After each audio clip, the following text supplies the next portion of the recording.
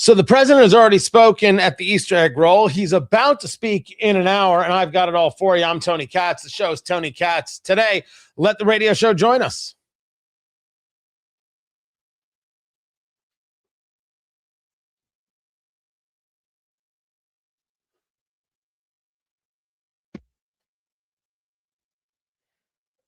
Weapon. Had we not broken the Barack Hussein Obama agreement, you know what I'm talking about, the Iran nuclear deal. This is years ago, my first term. You would have had a total, Israel would have been gone. That's the president of the United States talking about the Joint Comprehensive Plan of Action, which was allowing Iran to proceed at pace. Please don't buy into the nonsense that somehow they weren't. Tony Katz today, guys. Good to be here. Good to be with you. 2 pilots rescued. That's going to be the top story today. But Trump was there at the White House. There was an Easter egg roll, and the bunny was there. You know, the giant rabbit, not Donnie Darko, but the rabbit was there. And it turns out that the president did not need to be led around by the nose. This president actually knew where he was going and what he was doing. But before he got there, and you can hear it in the background, right? The band is there, and the papa and the kids, and they're rolling eggs and the whole jazz, and somebody is sneaking some chocolate that they're not supposed to. The president spoke to the press about Iran, Israel, all of it. Extinguished. Israel would have been wiped off the face of the earth, and the entire Middle East would have been, at a minimum, in big trouble. But I did it. That was phase 1. We killed Soleimani. Without Soleimani, if they had Soleimani, it would be a whole different thing. Maybe. We'd still be winning, but it would have been harder.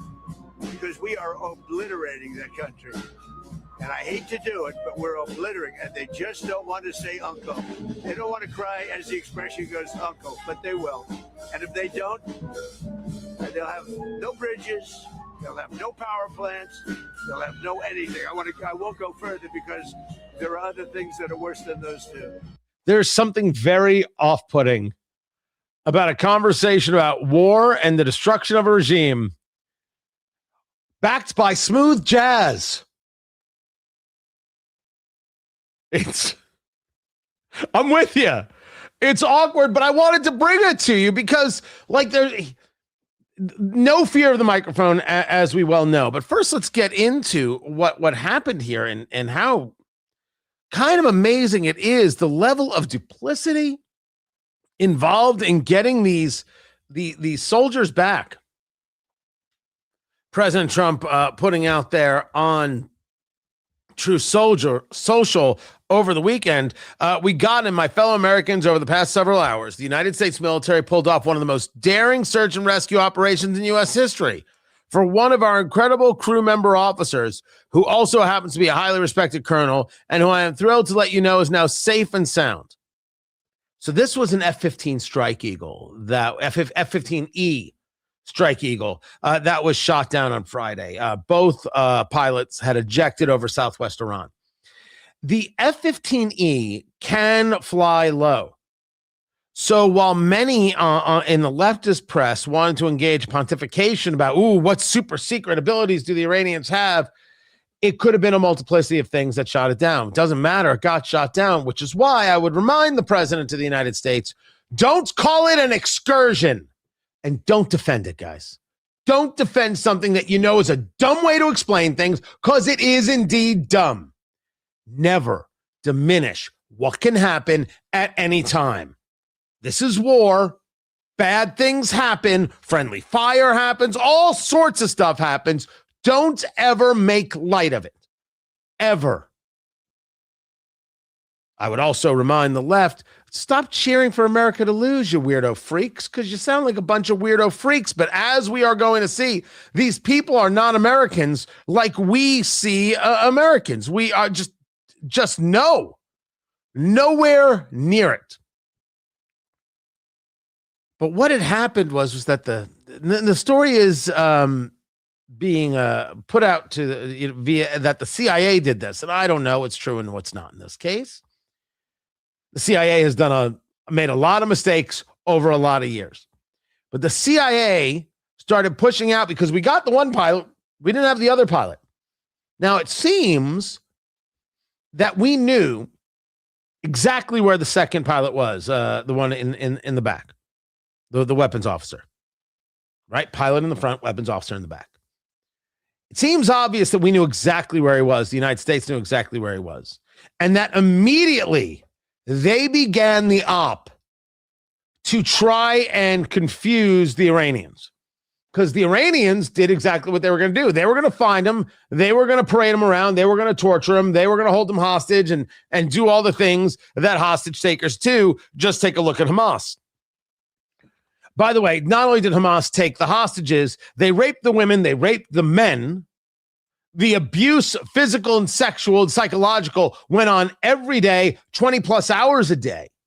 And the Palestinian people who lived there knew where they were and did nothing. So don't ask me to find a lot of love in my heart, even though there are definitely people who live in Gaza who are abused by these terrorists every single day. That's what the Iranians were going to do. They had not only put out a bounty on him and a reward, they were gathering people together to go searching. Mobs of people. And that's when you heard that there were other Iranians trying to stop them. Because the Iranians want America to be successful and Israel to be successful, and they want this regime toppled. So they start putting out missives that this is going to be maritime. They start putting out messaging through channels that this rescue is going to happen via the sea, via the Gulf, pulling the people and resources in one direction while they engage in exfiltrating where this pilot actually was. Pilot was wounded. Pilot was injured. The weapons officer. We're gonna find out more as it could be today as the president speaks. Could be more as the days go on.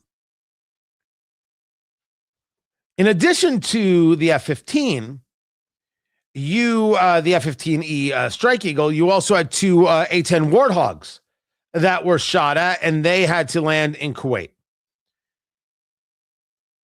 It is weird to watch people who know absolutely nothing. I am not a graduate of the War College. I didn't need to be to have a cursory understanding of history. All battle plans go out the window with the first shot. They all do. Nothing is easy. Nothing is quick. Everything takes time. And when you put timelines on things, you are only destined for disaster, which is why the left has been so desirous of timelines. So they could say, see, didn't make the timeline up, gone longer than we thought. If you haven't learned anything from 2 weeks to flatten the curve, you haven't learned anything. If you haven't learned anything from red lines and all that jazz, if you don't enforce a red line, you don't have a red line. Barack Obama learned this.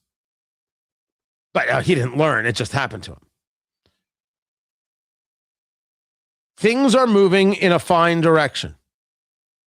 Please don't think that the Iranians don't have capability and capacity even now.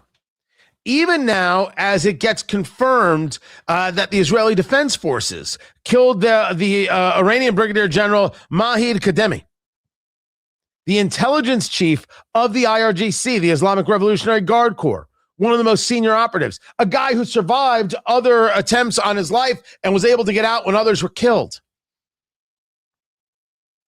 We are taking out hardware. We are taking out operations. We are taking out people. Day by day by day by day. Of course, the Iranian regime was prepared for this. All they ever did was prepare for this. They figured they would have more capability to fight back than they do. It's not that they have no capability. And yes, it's going to continue to take time. I'm okay with this. Well, Tony, you're just fine with forever wars because you're just a neocon. Oh, bite me. It's too dumb to comprehend somebody who would say that. It has been 5 weeks, 5 years, forever war. 5 weeks. We're just getting started. But I may have from other people, possibly from you, and we'll at least be polite to each other, a different desire. I may also have a different one from the president. I accept this.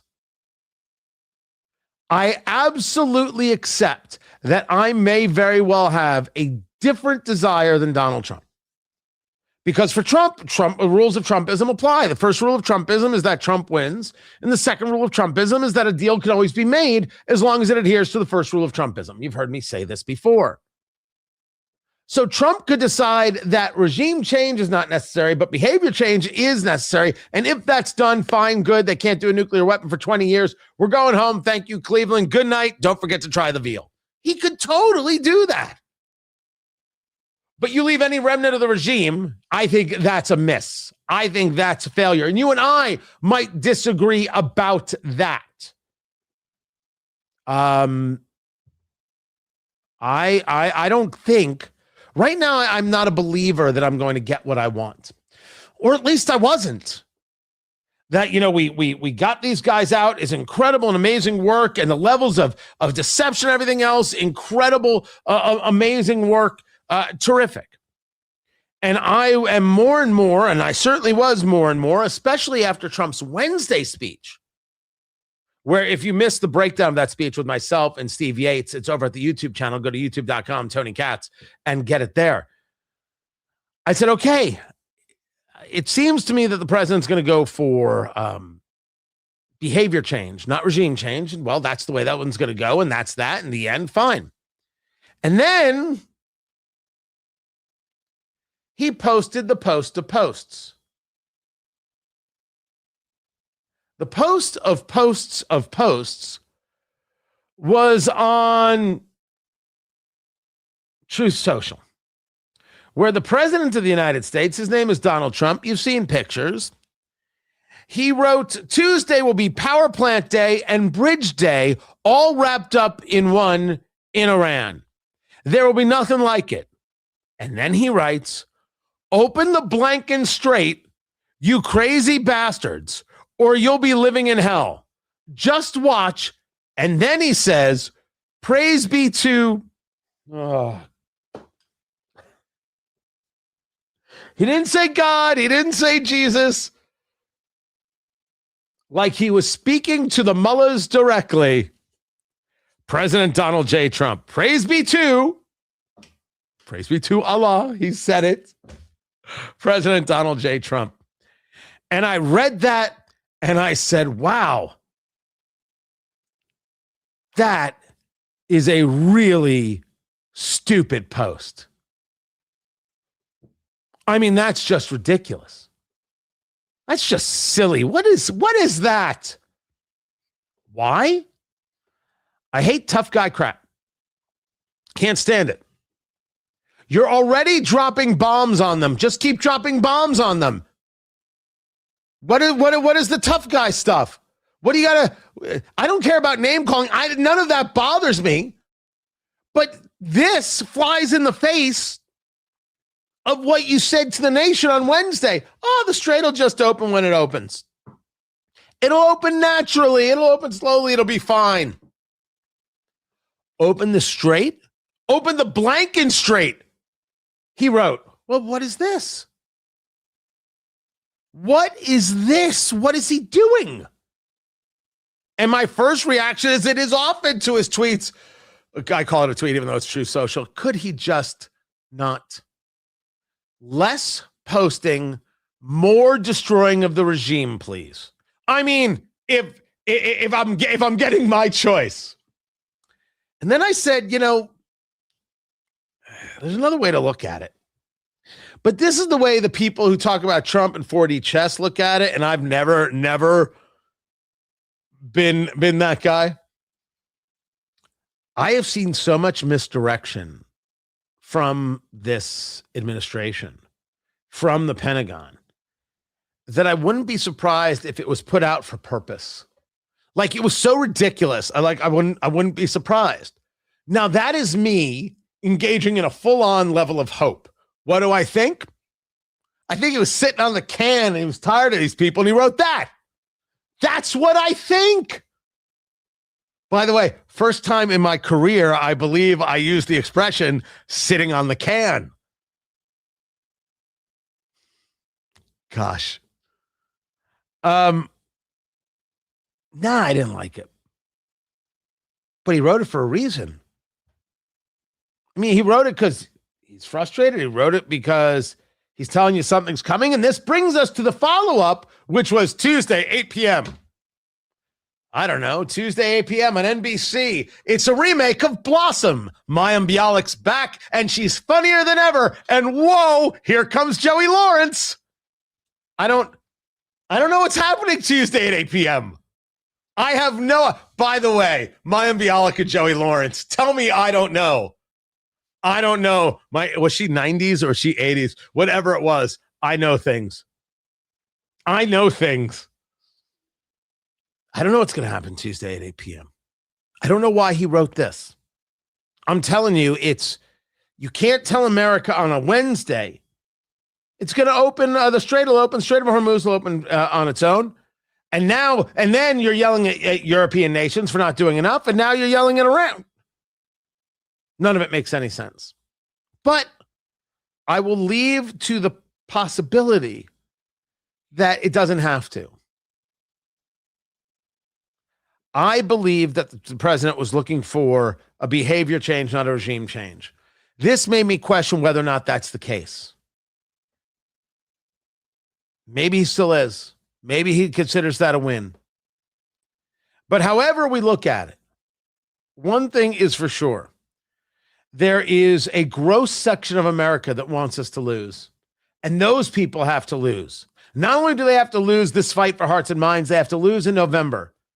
Because if we leave them, the JCPOAers, to run the country, we have no chance and no possibility of winning when the moment counts. And we should be clear, this moment counts. I'll get more into it. I'm Tony Katz. This is Tony Katz Today.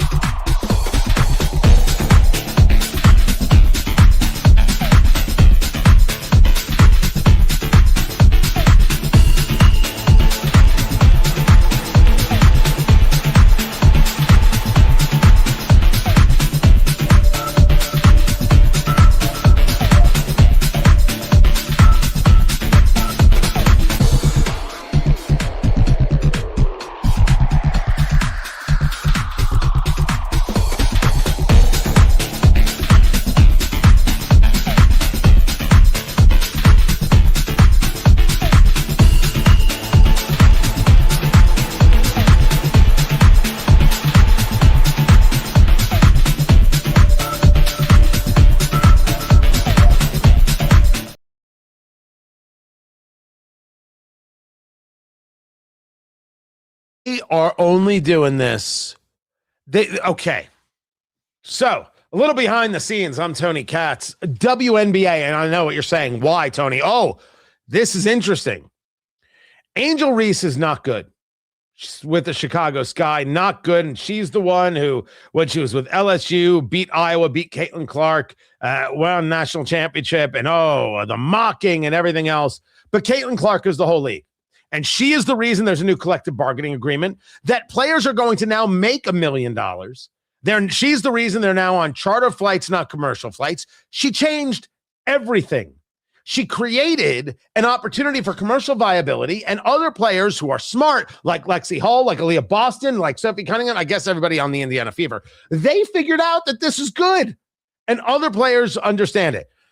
Angel Reese thinks she's a star, that she's just as important, if not more important, and people are watching her. She's not very good. Neither here nor there. She just got traded to the Atlanta Dream. You don't care about that? That's not the story. The story is Atlanta gave up a 2027 first-round pick and a 2028 first-round pick. They gave up 2 first-round picks to someone who doesn't score, which means they're going to build a team around being the heels. This is WWE kind of stuff. Am I right or am I wrong? They're going to build a team in Atlanta around being the... All I can think about is Lambeer and the Detroit Pistons. That's what they're going to build. They're going to see if they can build that out. Because it's certainly not about playing ability. If you're getting... Sorry, she can't. She can't. Don't get angry with me. Now, if you're going to tell me, hey, let's take a look at the records, or let's take a look at the stats, I'm happy to do it. You want to prove me wrong? Great. But I think this is about building a heel team. It's going to be interesting. See if it works for the NBA, for the WNBA.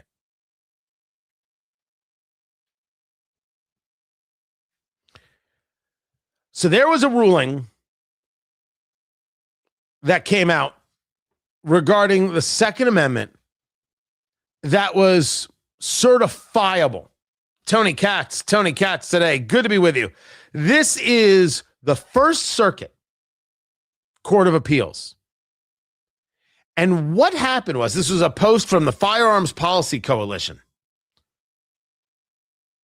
This was about, again, the Second Amendment and the right to keep and bear arms. Well, in Maine, they want to have a waiting period. And it's like, no, that's violating my right to keep and bear arms. The First Circuit, in hearing an appeal, says, no. We agree with the Attorney General's view that laws regulating the purchase or acquisition of firearms do not target conduct covered by the Second Amendment's plain text. The amendment's plain text guarantees an individual's ability to keep and bear arms, which mean to have and carry guns. The act in Maine does not address this conduct. Rather, the act imposes a limitation in some circumstances on when a person can acquire a firearm after the person purchased it. Their argument, ladies and gentlemen, in a moment of pure insanity, is that once you have possession of the gun, the Second Amendment kicks in. But before you take possession, we can do anything we want and delay the possession. I'm utilizing the term possession. A legal expert may use a different term. The moral of the story is these people are out of their heads. They're out of their minds. All they want to do is tell you that all persons born in the United States is a plain text reading. You got to be a contextualist. It says what it says, doesn't say what it doesn't say. Anybody born in the U.S. is a citizen. But the right of the people to keep and bear arms only happens after you're allowed to have possession, and the state can decide when that is. That's not keeping me from my Second Amendment rights. If you let these people win elections, they will find every way possible to screw you. Could we just not vote for them, please? This is Tony Katz today. Certifiable. Certifiable is that story.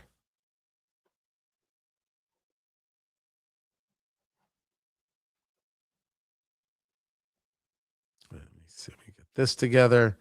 Major Mike Lyons scheduled to join us.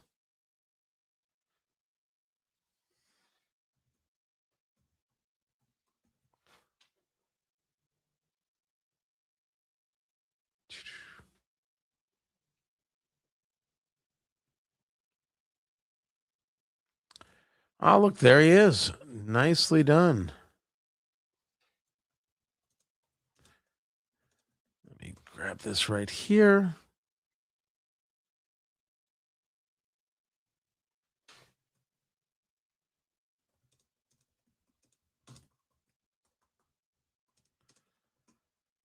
All right. Beautiful.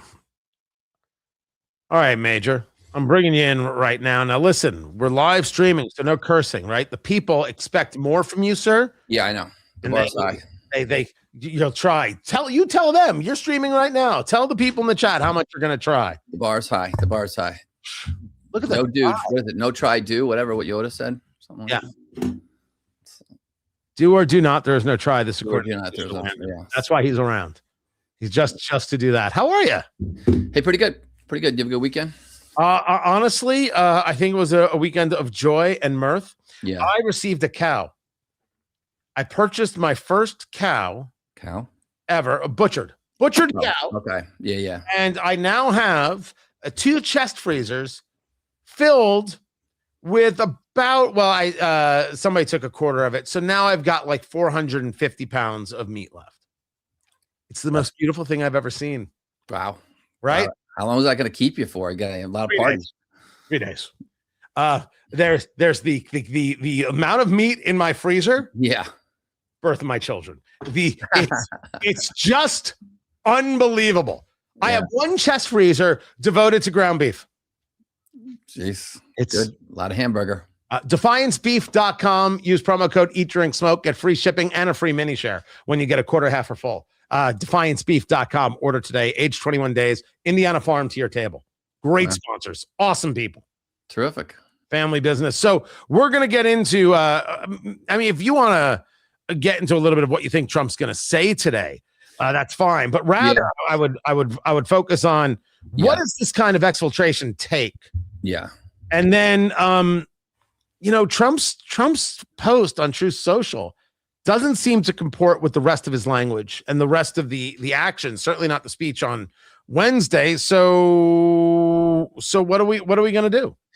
Well, because of the vulgarity or what? I mean, the vulgarity can happen, but rather you tell me the strait's going to open naturally, and then you say open the blank and straight. What do I think it's the art of the deal with this guy. He just keeps everybody off balance, and he's so unpredictable, especially when it comes to foreign policy. You look at old Trump videos and what he said in the past, they line up exactly what he said today. So I don't know. It's the New Yorker in me that looks at this and just, says, okay, well, let's I hate the post, but I did say it could all just be misdirection stuff. Yeah. Absolutely true. All of warfare is deception, right? Sun Tzu. Sun Tzu. Nicely done. Yeah. Nicely done. All right. So with that, we will get back into it. That's Mike Lyons right there. Is this the first time you're wearing a tie on the show? Yeah, I'm doing Indian TV right after this, believe it or not. Somehow the Indians found me. Well, usually that's said like, well, the Indians found me. And they got me surrounded. Much nicer. They had me surrounded. So, no. All right. We'll be back to it in 1 second. Stay right there, sir. Yeah. So how exactly does the military work a mission like that to save the pilot shot down in Iran? Tony Katz today. Good to be with you. Find everything I do over at TonyKatz.com. Live streaming on the YouTube. Check it out for yourself. YouTube.com/TonyKatz. The chat room is open. The phone number, because sometimes people ask, 833-GOT-TONY, 833-468-8669. Major Mike Lyons joins me right now. Retired United States Army military analyst and our guy with the knowledge of what's happening. Let's talk about this exfiltration that took place, the level of deception that took place. You were saying during the break, it's Sun Tzu, right? A warfare is deception for sure. First, we talk about this plane, the F-15E Strike Eagle being shot down. What can you tell us about this plane? I only know that it can do low altitude kind of work. Do you know how it was flying, what was happening, and how it was taken down? Yeah, well, it was flying at a low enough altitude that likely a manpad, a shoulder fired SA-7 or SAM or something that was not part of this, tied in global or regional air defense platform that Iran has. Those systems are gone. They can no longer defend their airspace at scale. But what they can do is have a one-off person like this individual who pulled the trigger, and if the F-15 gets low enough and all the conditions are set, it's possible that from the element of surprise that this could happen. which is likely what happened. I mean, again, commanders expect losses, and the fact that with over 20,000 missions now flown, they really only fired and shot down, what is it, 4 is the total number of aircraft, an A-10, a couple helicopters, this one.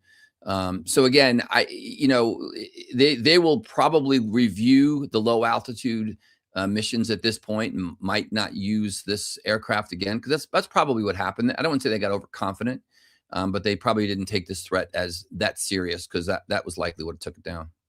So the plane is shot down. Both pilots eject. One pilot was quickly recovered. That's the actual pilot. Then you have the weapons officer in the rear. Do we have any understanding of what happened to him after he ejected?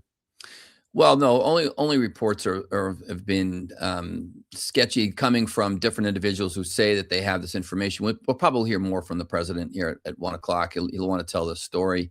But they were obviously separated by a distance. They would have been picked up both at the same time. But from what we're hearing, he was injured, and in a classic style of this combat search and rescue mission, there's a certain template playbook that goes out there. He has on his person encrypted ways to communicate, because in the old days, the chair was a certain one of a beacon, but that becomes a beacon for everybody. The enemy can see that as well. So that's why he has to get away from that as best as he can. Air Force pilots and airmen take a course called SERIES, Escape and Evasion Resistance course, survival course. That's pretty difficult. They offered it actually back at the military academies when I was going there as well. Very challenging. And in this case, it's designed to simulate what specifically could happen to you if you're captured. Well, the first part of it is getting away. Evading the enemy is the most important thing, and having the guile. And what keeps those pilots and airmen going is the fact that they know someone's going to come after them. The combat search and rescue guys are going to come after them. So right now, we know there was a great distance. He had to go about 7,000 kilometers up a ridge line where he held his position there, and then decided to signal that's where he was at. And then the plan went in place to pick him out of there.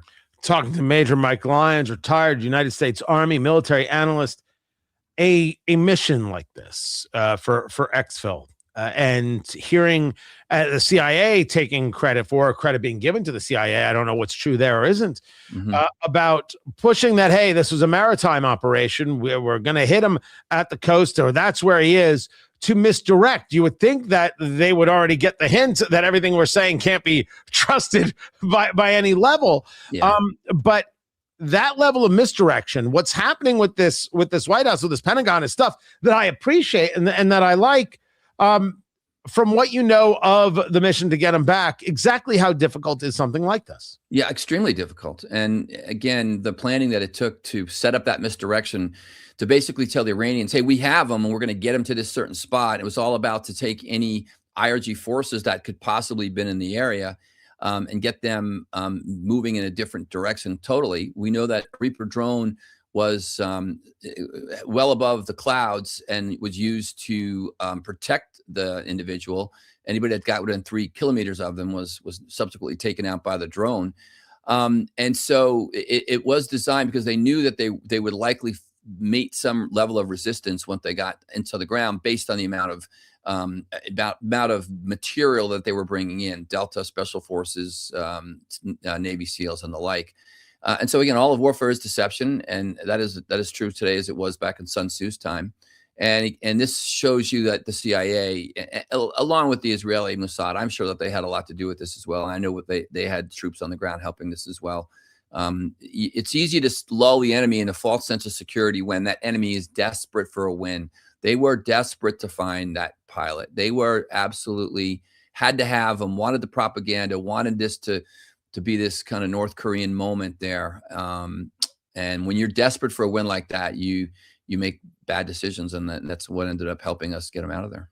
So we get this pilot. We're able to show we can get our people at a moment's notice. And you bring up the idea of they were desperate to have this trophy, and the abuse would have just been horrifying. Is this demoralizing for the Iranians, or is that a bit of guesswork, to which they know they're losing. They know they're being hit. They know they're being attacked. They know that they keep losing people. The Israelis confirming today the taking out of the intelligence chief of the IRGC, Kademi, Khademi. Does this further demoralize what could be any level of Iranian resistance? And does it improve the odds of the people taking on the IRGC sooner rather than later? I think the IRGC gets taken on once we take out their infrastructure, once we take out the grids, what the president plans on doing tomorrow. Let's hope he does. I think that's all part of finishing this job. I think that's going to be an important element of this. I don't think this alone does it. This is a very resilient regime that's been around for a long time. And can suffer many losses, appear to have decentralized a lot of things. So, for example, we know that they had groups, small area groups in the location where they thought the pilot was, that were able to fight. So that, and then combine them with the Basij, which is the local town and local cops. There's still a pretty large resistance that, from my understanding from the intel community, that's still kind of out there. It's going to take the lights getting shut down and the people having more weapons, having more opportunity to do that. But I don't see it happening now. So we get into that for a moment. We could take care of the dogs too. All right, I know. Okay, please. What are you going to do? Yeah, somebody loves puppies, and I think that's fine. Talking to major of my clients, retired United States Army military analyst. Let us break this down a little bit, because you said, I hope they do. And very much we have seen President Trump take the tact of, I could hit the refinery here, I could hit the power thing there, I could hit the grid here, I could hit the infrastructure there, but then we have to rebuild that, and I don't want to do that. You're saying you hope we do it. Talk to me about its effect. Talk to me about its ripple effect on the people of Iran, who now have to deal with the fact that this part of their grid, this infrastructure, is gone. Yeah, if we need to wage war, and waging war means, by all means, taking away from the enemy has to do that. And everything in Iran is dual use. Watching politicians get out there and try to say that this is a bunch of war crimes, it's just a bunch of nonsense. The grids that they have support the IRGC. They'll be very strategic about what they take down and what they take out. But let's take the oil refineries, for example. You could take out areas just before them, and maybe we can control those. But it's probably right. They're not in anybody's interest to destroy them necessarily, which the president has threatened he might do. But again, what's it going to take for the IRGC to lose their power there? And so again, we're at this next logical step of escalation, and sometimes you have to escalate to de-escalate. And so I think that's a good thing. And I really would like to see bridges dropped. I'd like to see much more infrastructure gone after. And I'd like to see, and I get it, the Iranian people might have some hardship to go through.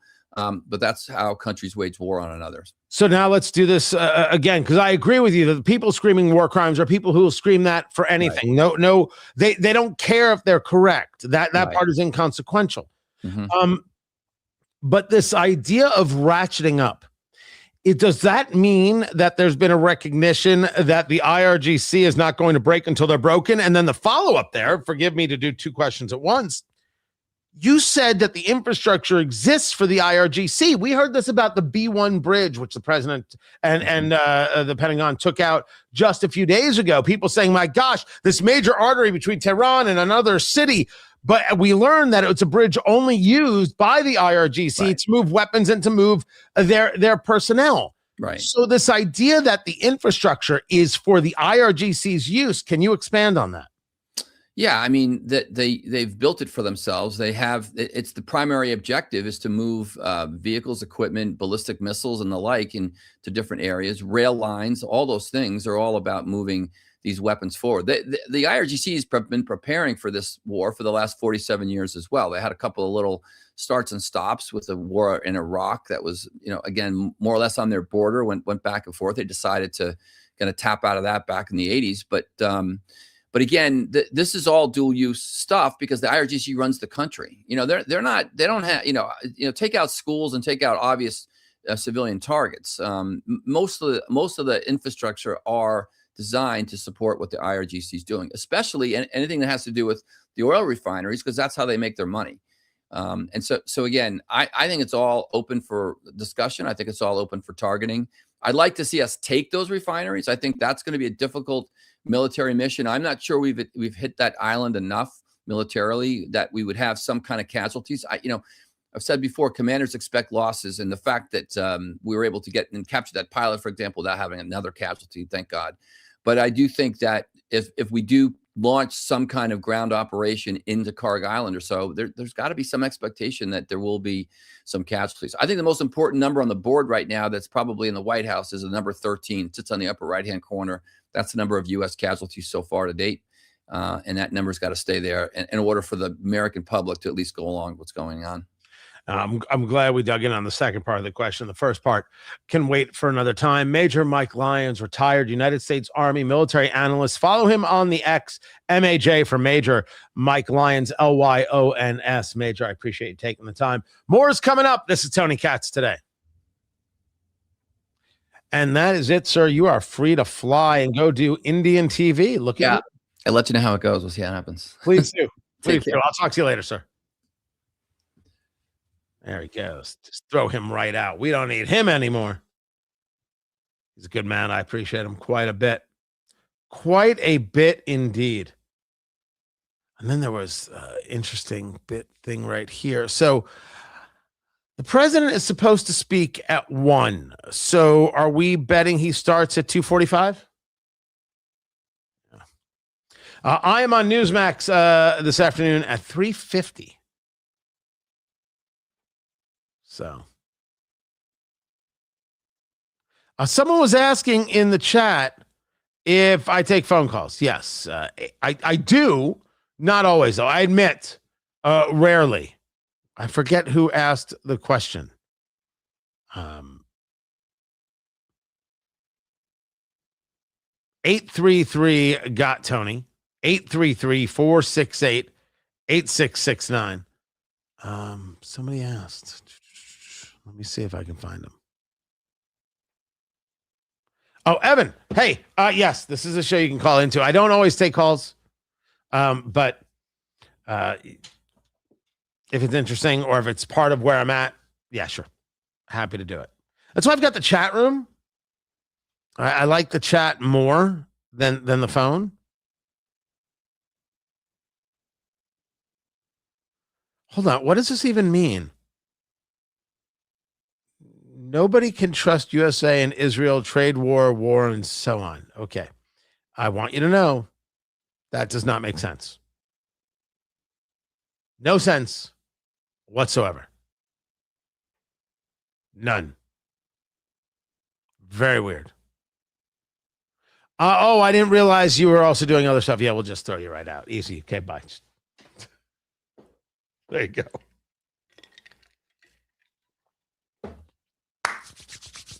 All right, what else? What else do we need to cover? What else do we need to know? Mike Lyons is a good guy. I am surprised that Mike Lyons has not been picked up by a network already to be their guy. Like really surprised that has not been the case. No, I like his presentation.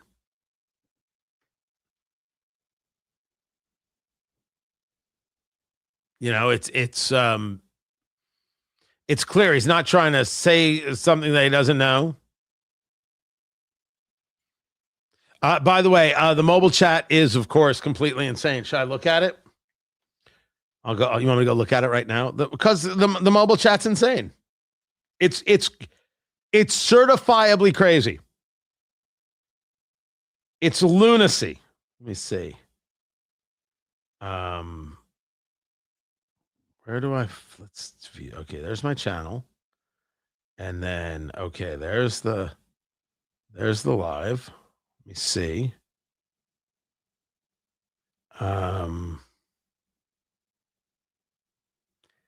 But are you telling me that I don't see the people on the chat here? Like, wouldn't I just see the same things?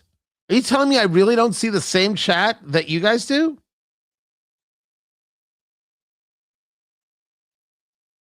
Because I don't see some things.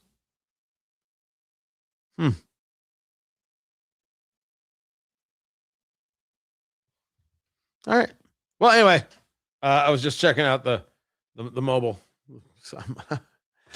So meta.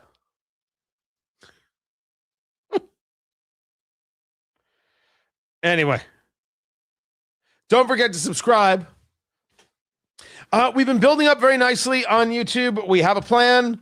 And then we have certain numbers I'm trying to hit to then move to other things. What are my thoughts on Mexico's president moving away from cash? I don't even know the story. What is she moving to? Don't crypto, or are they going to try some digital currency? Because digital currency, it should scare you. I oppose digital currency. Crypto, decentralized currency, I have no issue with. Oh, they're talking about banning things like gas stations and toll booths because they don't want the cartels to steal any more money. This is what happens when you can't kill cartels.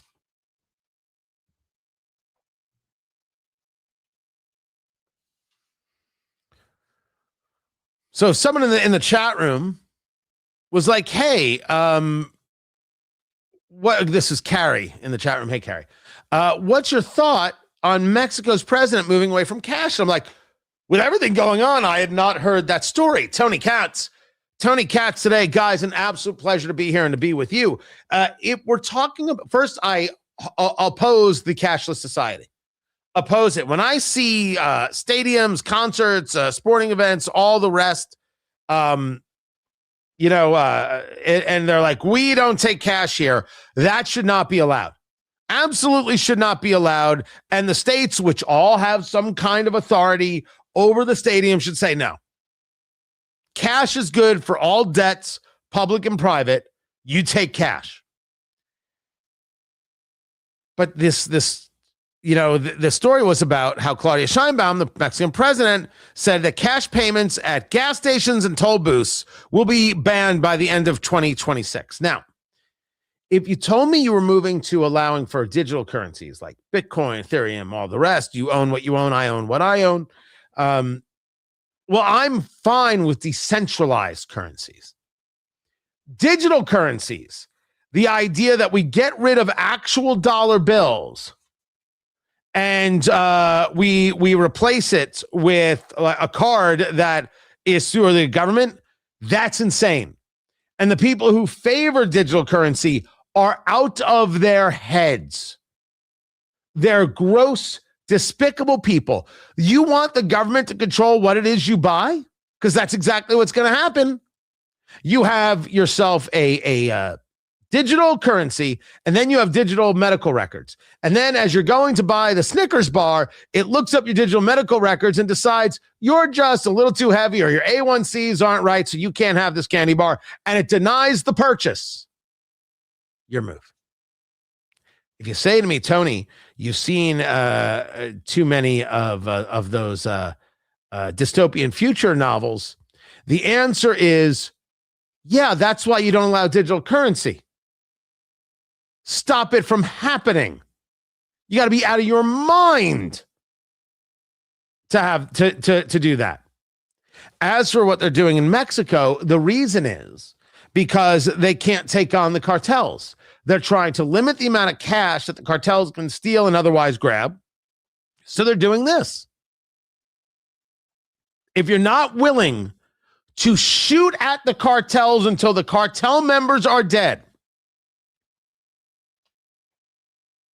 well, then I don't know what to say.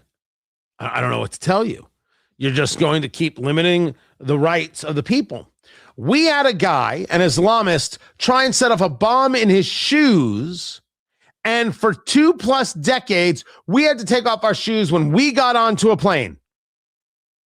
We didn't stop certain people from flying in the United States.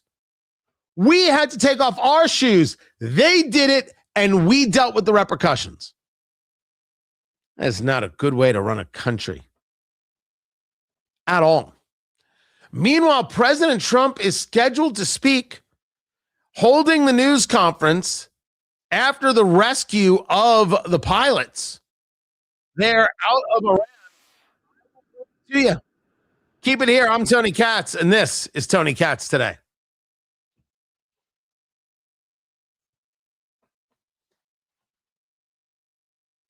See, you argue that's the corporate approach. One bad apple and we all get to suffer. I don't know if that's what that is, if that's a corporate approach. I do know it is a really bad approach. I do know that I want no part of it. That much I know. Well, somebody did something bad, so therefore you're not allowed to do that thing. But I didn't do anything bad, so somebody did something bad with a gun, so therefore we have to ban guns. But I didn't do anything bad with a gun. Why do I lose my rights? Somebody said something stupid. People say stupid things all the time. All of a sudden, you can't have certain things on a platform. Things can't be said. Nah, screw that. Somebody does something, I don't lose my rights. Not a chance.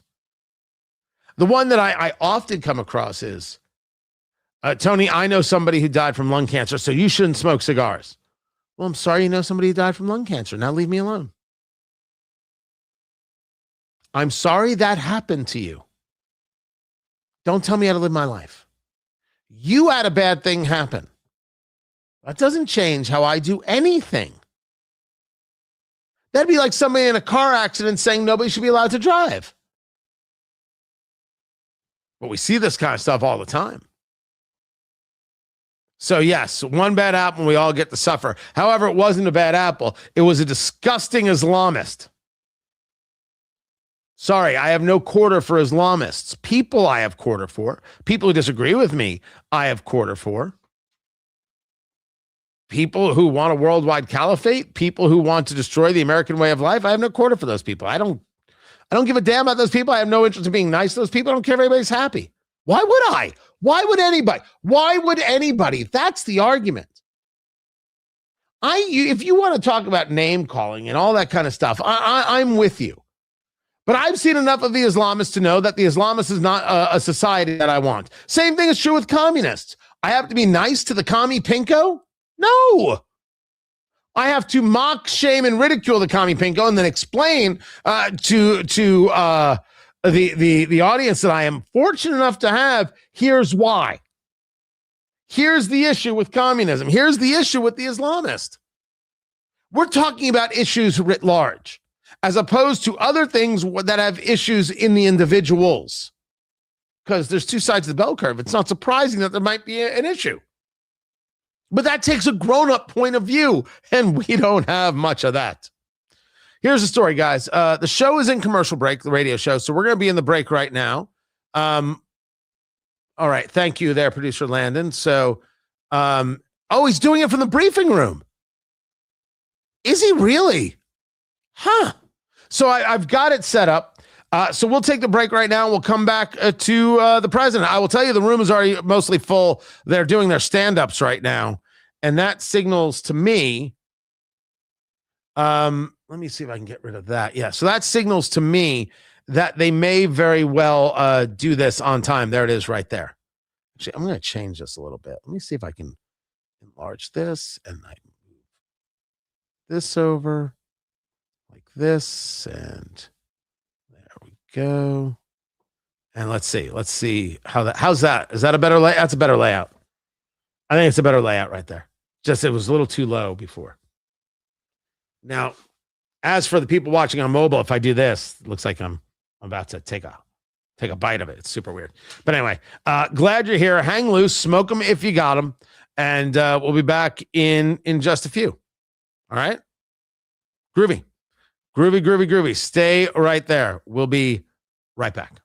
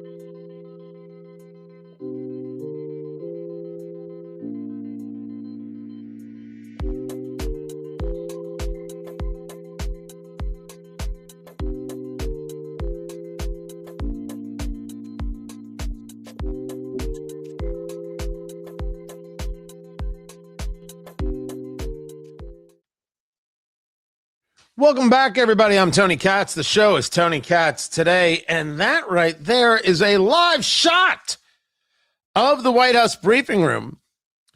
Yeah, I'm not gonna lie. Fire hazard. One day the fire chief's gonna be like, all right, y'all have to go. He's gonna talk about how they were able to exfiltrate the pilot, both pilots who were shot down. The real question is, what is he going to talk about regarding war, regarding what's going on with Iran? What does he mean by Tuesday at 8 p.m. when he put out this post on Truth Social? I don't know what he means. Now, I already said that when it comes to the posts that are like tough guy posts, I hate all that crap. But I know enough, and so do you, that one of the things you don't do is you don't get worked up by any of this. You don't. He's going to say what he says, and the left's going to react inappropriately as always, and then it's left to us after things get said to figure out what it means. So I will have it all. I also have a very, very interesting story from CNN. Very interesting. I am the guy who said this whole thing about Republicans are going to get slaughtered in the midterms. I'm not there. I think Republicans aren't doing enough to really win. But slaughtered? Oh, I think I've got a data point to share. Let's begin.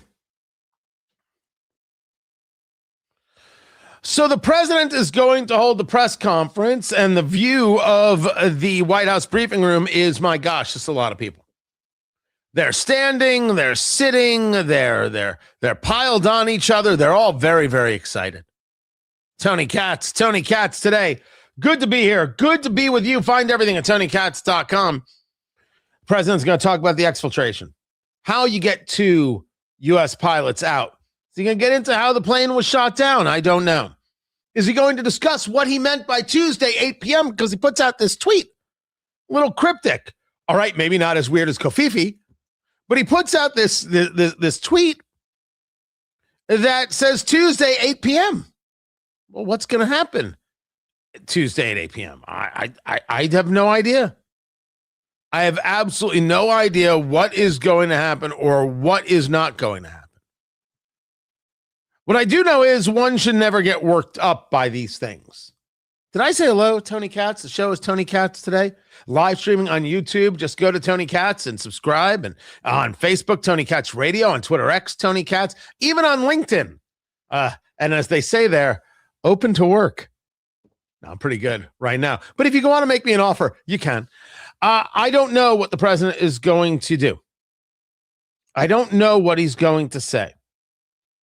Certainly, one could argue that the reason for this press conference is because it is, to an extent, a humiliation of the Iranians. You mean you could shoot down a plane, but you couldn't find the guy? We so manipulated you. We so engaged the misdirection. You thought we were coming this way. We're coming this way. You thought we're coming that way. We're coming down this way. We're coming over here. We're doing this. You don't even think we know your sister. We've totally been with your sister. Like they don't know which end is up. Doesn't mean that they're not dangerous. You know, something Major Mike Lyons said just moments ago on this show is that one of the things that's very very true is that they were desperate to be able to find this guy and then utilize him as a bargaining chip. But that did not take place. The president of the United States has arrived. He is heading to the podium, and we will take it to him. Right now, he is flanked by Pete Hegseth. He is flanked by John Radcliffe, who is the CIA director, and the chairman of the Joint Chiefs, General Dan Kane.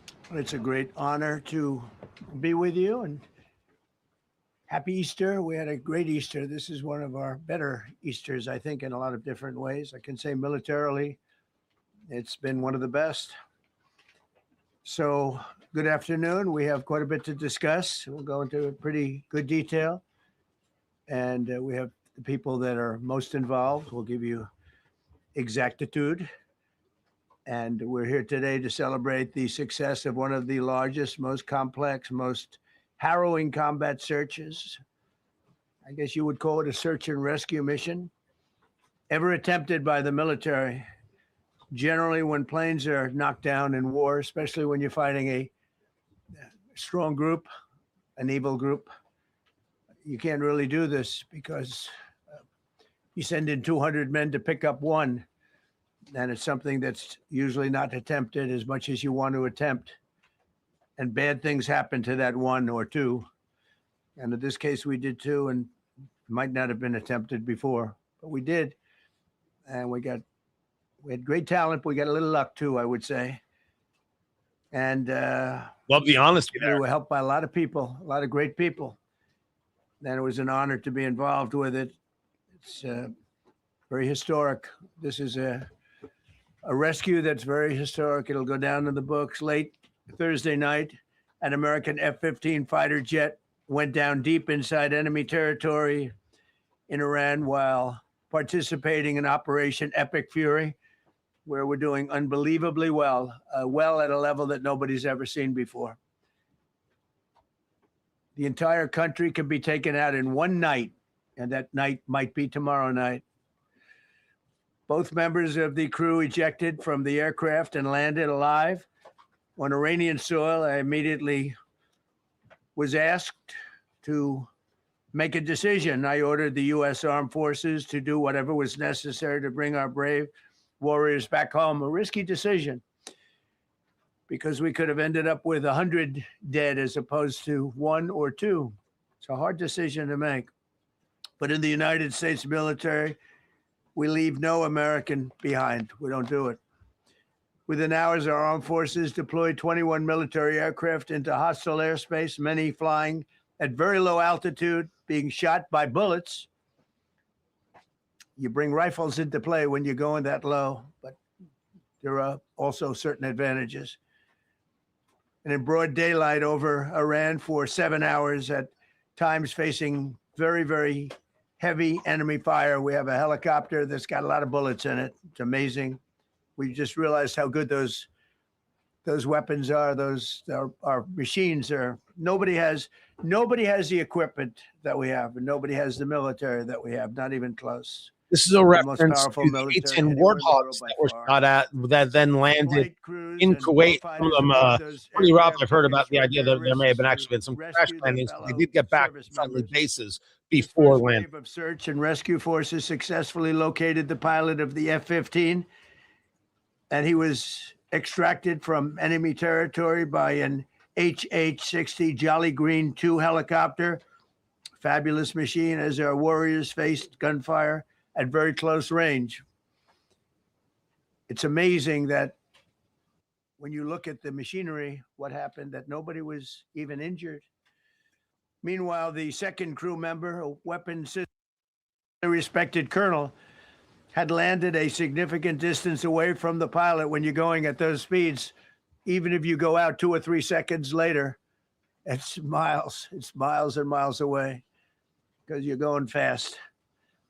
He was injured quite badly and stranded in an area teeming with terrorists from the Islamic Revolutionary Guard Corps rough group, as well as besieged militia and local authorities. Many, on top of everything else, they told the communities actually within inside of Iran, the people of Iran, they were given a tremendous incentive to find this pilot. Despite the peril, the officer followed his training and climbed into the treacherous mountain terrain and started climbing toward a higher altitude, something they were trained to do in order to evade capture. They want to always go as far away from the site of the shoot down. You want to go as far away because they all head right to that site. You want to be as far away as you can. And he was injured, and he was an amazing, amazing thing. He scaled cliff faces, bleeding rather profusely, treated his own wounds, and contacted American forces to transmit his location. They have a very sophisticated beeper-type apparatus that is on them at all times. And when they go out on these missions, they make sure they have lots of battery space and they're in good shape. And this one worked really well, amazingly, saved his life. We immediately mobilized a massive operation to retrieve him from the mountain holdout. And he kept going higher and higher. The mountain kept getting rougher and rougher and really very, very hard to find. The second rescue mission involved 155 aircraft, including 4 bombers, 64 fighters, 48 refueling tankers, 13 rescue aircraft, and more. We were bringing them all over, and a lot of it was subterfuge.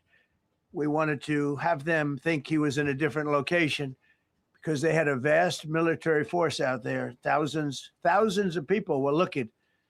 So we wanted them to look in different areas. So we were scattered all over like we were right on top of them.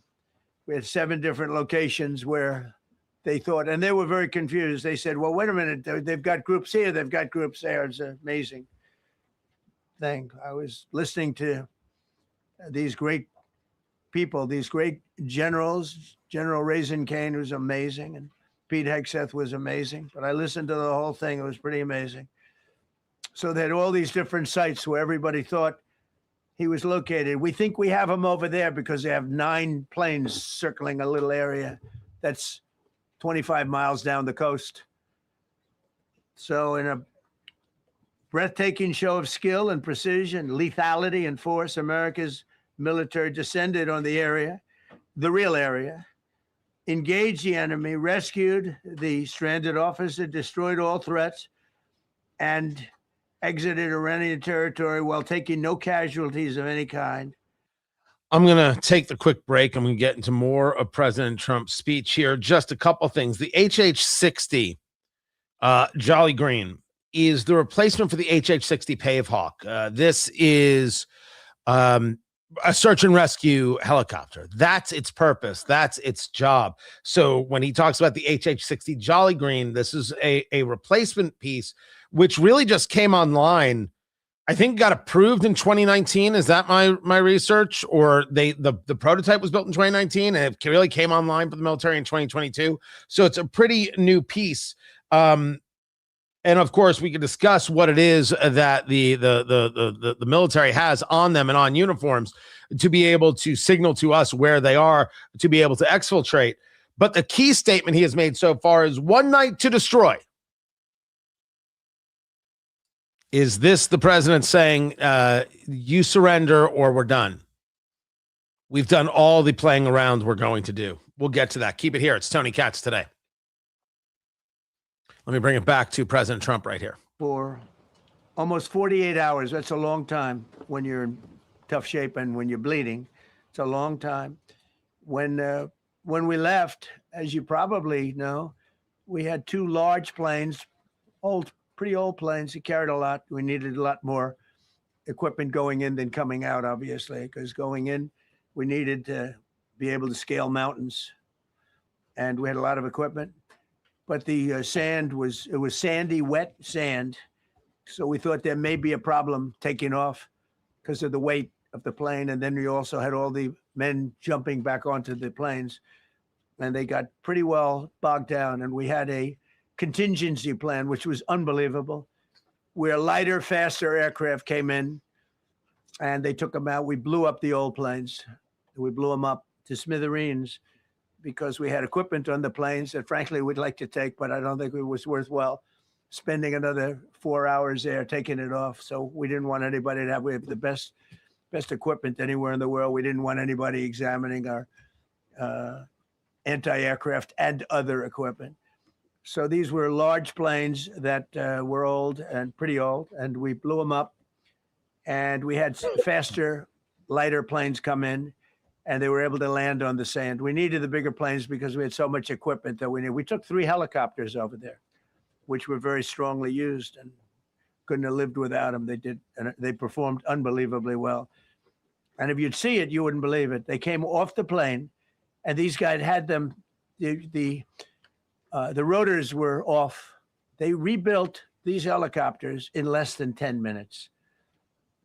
And that was one of the more amazing things. These are helicopters. 3D printing is a huge small, unbelievably powerful. You need all the parts. You need a small, very small, so we can get into certain areas. And they got them off the plane, and they rebuilt all three of them in a matter of less than 10 minutes. It's pretty amazing what the genius of these people. Who would think that? You'd think it would take 5 days to build them. And in some companies, it would take 5 days, and they wouldn't do it well. But they served us well. As Commander-in-Chief, I never forget the extraordinary risk taken by the warriors that we send into battle, and the genius. I mean, think of it, having a contingency of 3 planes waiting because we think the sand is so bad that we probably won't be able to take off. And the planes really got bogged. This was not much of a runway. This was a farm, not a runway. It's a farm, but it did the trick. But to have a contingency as opposed to having to wait 2 days, can you imagine, right in the middle? This was central. This was right, you would call it central casting if you were doing a movie for location. And probably the toughest area of Iran where we'd be sitting there. So these planes came in, those pilots came in so fast and so quick and got out of there. Everybody got aboard and just got 15-minute intervals. One load out, one load out, one load out. It happened. And we were watching and we said, that's amazing. It's, in many ways, I was almost more impressed by the contingency that we had than the fact that, if we would have had a runway or decent soil, but it was an amazing thing. We thank God for every single one of them. And the talent, the genius is not even talent, it's genius. It's the whole ball game, every one of them.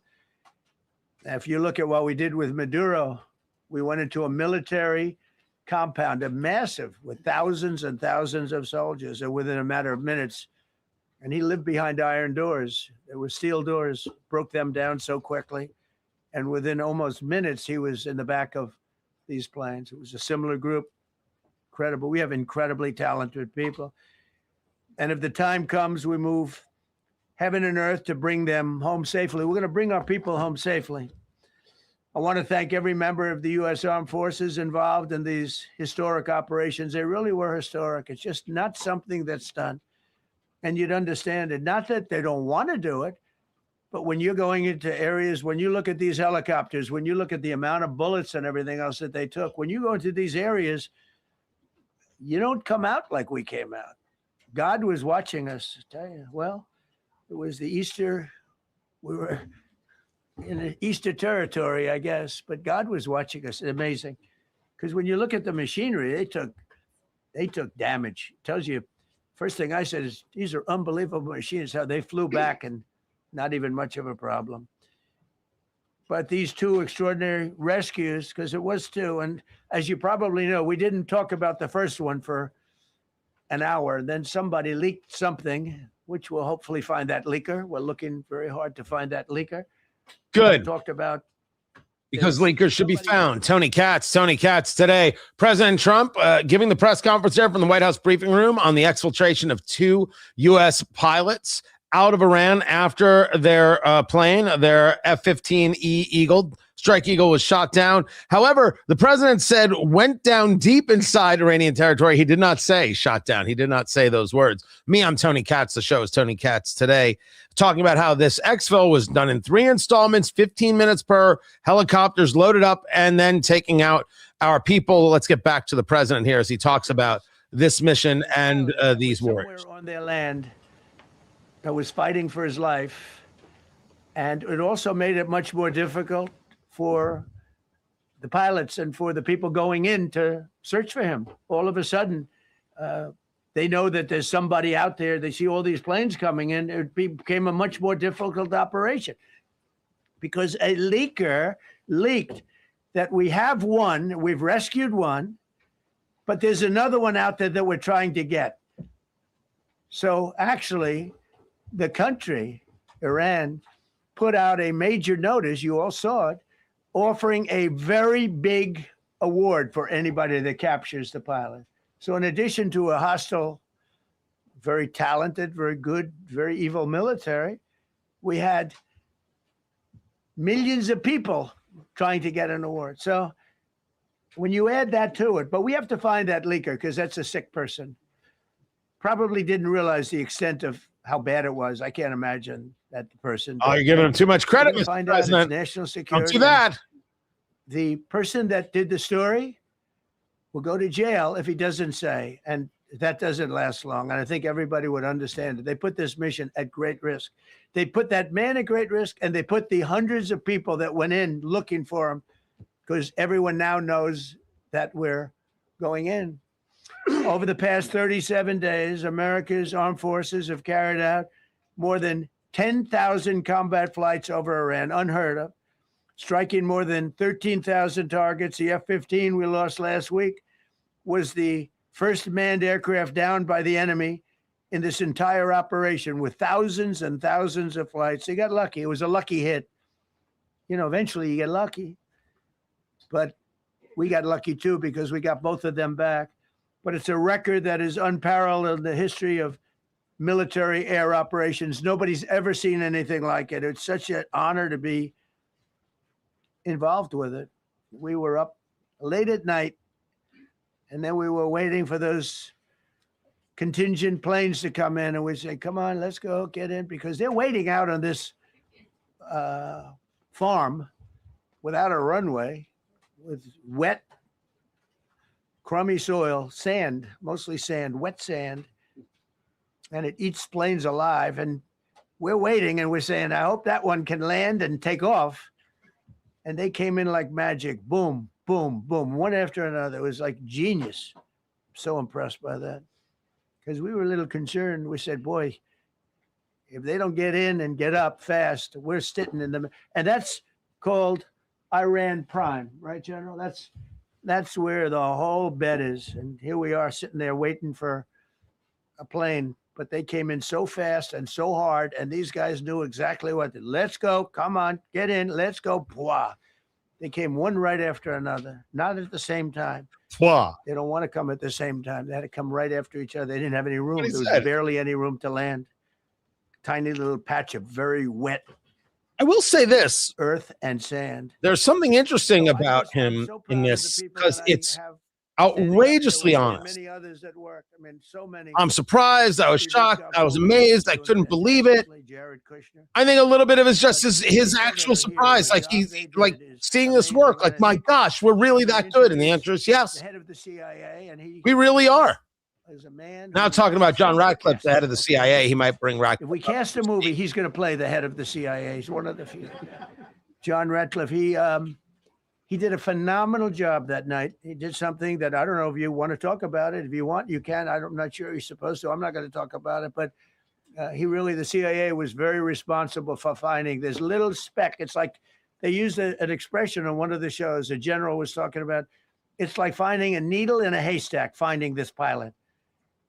And the CIA was unbelievable. And you may, if you can, you'll talk. It might be classified, in which case I'd have to put him in jail if he talks about it. And I don't want to put him in jail. He doesn't deserve that. So, John, do you want to say a few words? Thank you. Oh, he is going to speak. John Ratcliffe, Thank you, Mr. the President. CIA director. It's a privilege to be here with you today to share what we can about this exceptional mission and to recognize the ingenuity and bravery of those who executed it, as well as the leadership and resolve of the president who ordered it. One thing that has been clear to me in this role is that the flawless military operations that the Department of War is known for are hostage to flawless intelligence.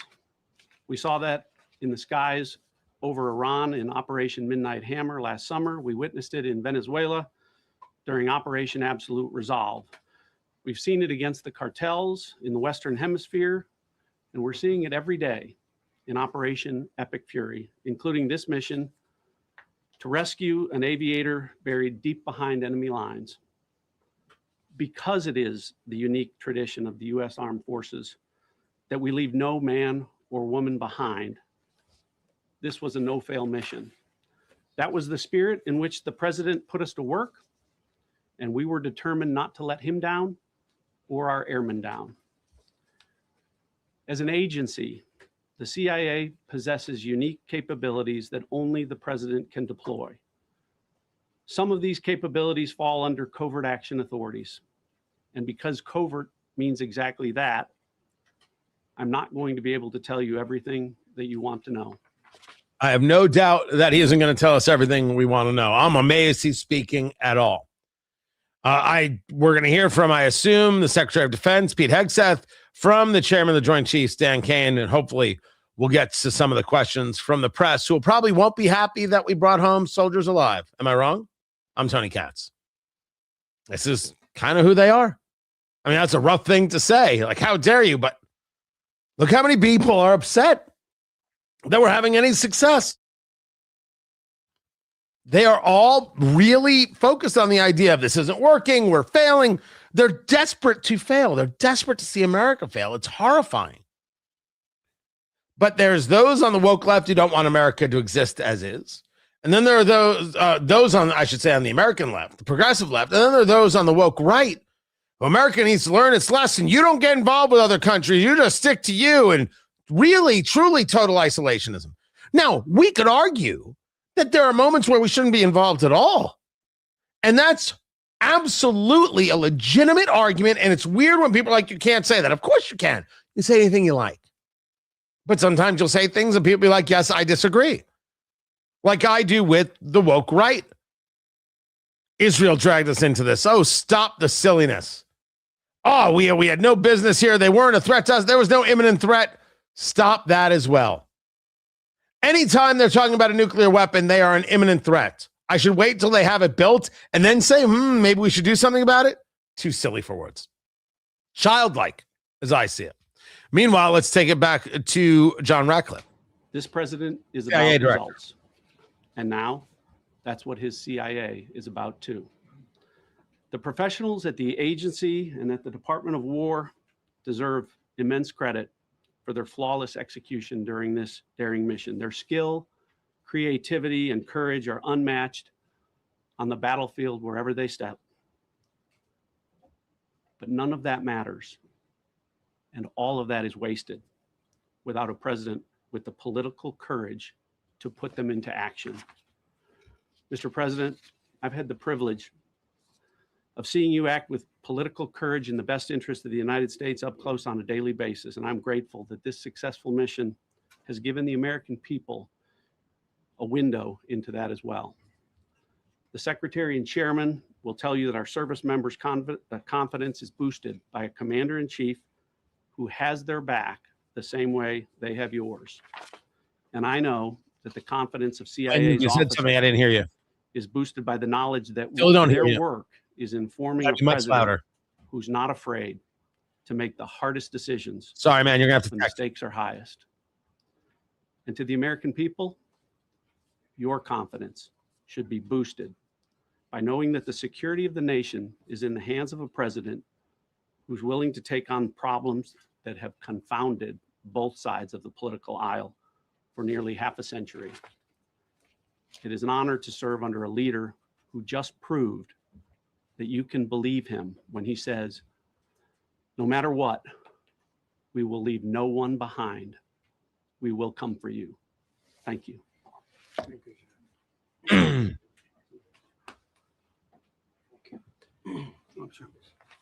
Excess comes up. Well, John, thank you for the collaboration of the CIA as well. Incredible and ongoing partnership. Ladies and gentlemen, fellow Americans, and especially the brave warriors in our armed forces, over this Easter weekend, the United States military has once again proved why we possess the greatest fighting force the world has ever known. In two extraordinary combat search and rescue operations deep inside enemy territory in Iran, our warriors executed missions of breathtaking skill, courage, and precision. When our warriors are unleashed, as this president has allowed them to be, they are unstoppable. When American airmen were down behind enemy lines, our forces and our president did not hesitate. Special operators supported by elite air crews and intelligence professionals moved swiftly and decisively into treacherous mountain terrain under the constant threat of Iranian forces closing in. Ultimately, it was an impotent Iranian threat. And today, as the CIA director mentioned, Iran's military, and we know this, is embarrassed and humiliated, and they should be. Now, these are not routine operations. They were high-risk, high-stakes missions conducted in the heart of enemy territory. This was not just barely into Iran. This was deep into Iran, involving coordinated strikes to suppress threats, deception tactics to protect our teams, and full synchronization across air, ground, and special operations. The Iranians are still asking themselves right now, how did the Americans do this? That's the Secretary of Defense, Secretary of War, Pete Hegseth. Me, I'm Tony Katz, and the show is Tony Katz Today. This is the press conference about the rescue of 2 American pilots in Iran, how that mission took place. We heard from John Ratcliffe of the CIA, and now Secretary Hegseth. Moment of isolation and danger, his faith and fighting spirit shone through. You see, shot down on a Friday, Good Friday, hidden in a cave, a crevice, all of Saturday, and rescued on Sunday. Flown out of Iran as the sun was rising on Easter Sunday. A pilot reborn, all home and accounted for, a nation rejoicing. God is good. Despite incoming fire and unforgiving conditions, our troops brought every American home. No American lives were lost. We leave no man behind, and that is not luck. It's the result of unmatched training, superior technology, an unbreakable warrior ethos, and sheer American grit. Our special operators, pilots, and support crews performed with near perfection under fire, and they were lethal. Just ask any Iranian soldier who dared attempt to get anywhere near that pilot before or during that mission. Death from above. Our troops turned a potential tragedy into a resounding demonstration of American resolve and capability. That's what excellence in uniform looks like. But make no mistake about it.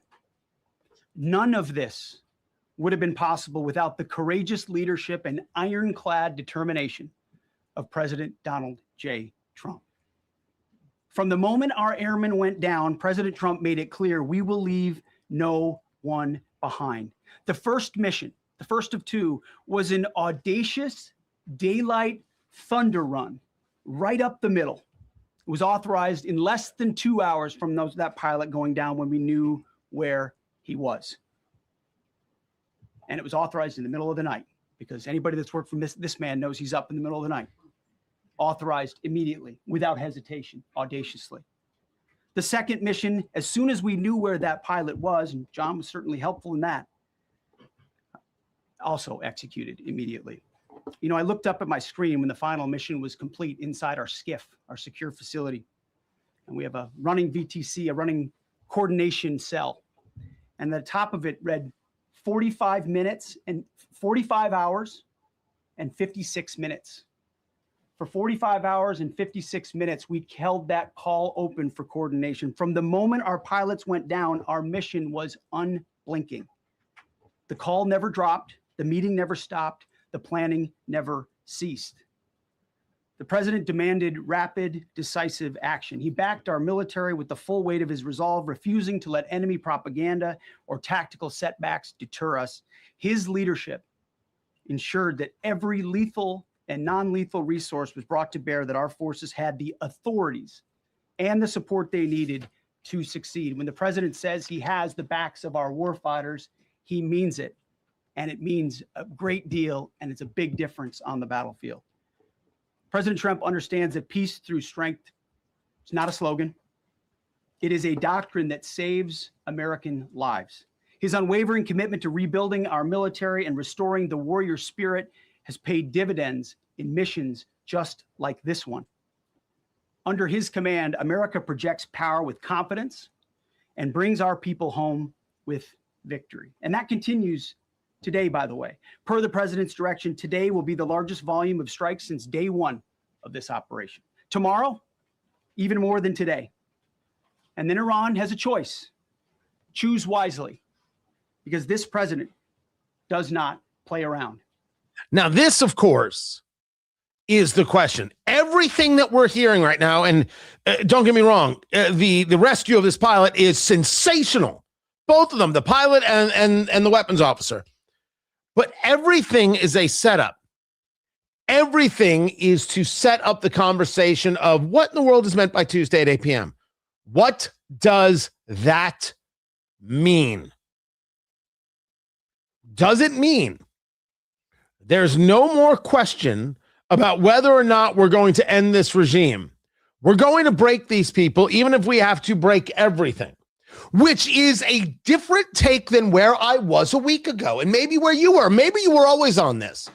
Knowing that Trump is a guy who could decide that there's a victory anytime that there's a victory, it seemed that he wants to go down the road of behavior change as opposed to regime change.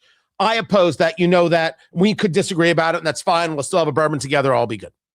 I'm not going to get what I want. I've been saying this. I'm not going to get what I want. This talk is different. This talk is we are going to end these people. We're going to break the IRGC by breaking the infrastructure. Then we're going to get the people to go after these IRGC members. We're going to support them all we can. And if they defeat the IRGC, good. That seems to be the direction that everything is going. That seems to be where everything is at. I'm going to take the break now because I hope to get to some of the Q&A and get back to President Trump. Stay here. I'm going to carry some more of this for the next little while I can.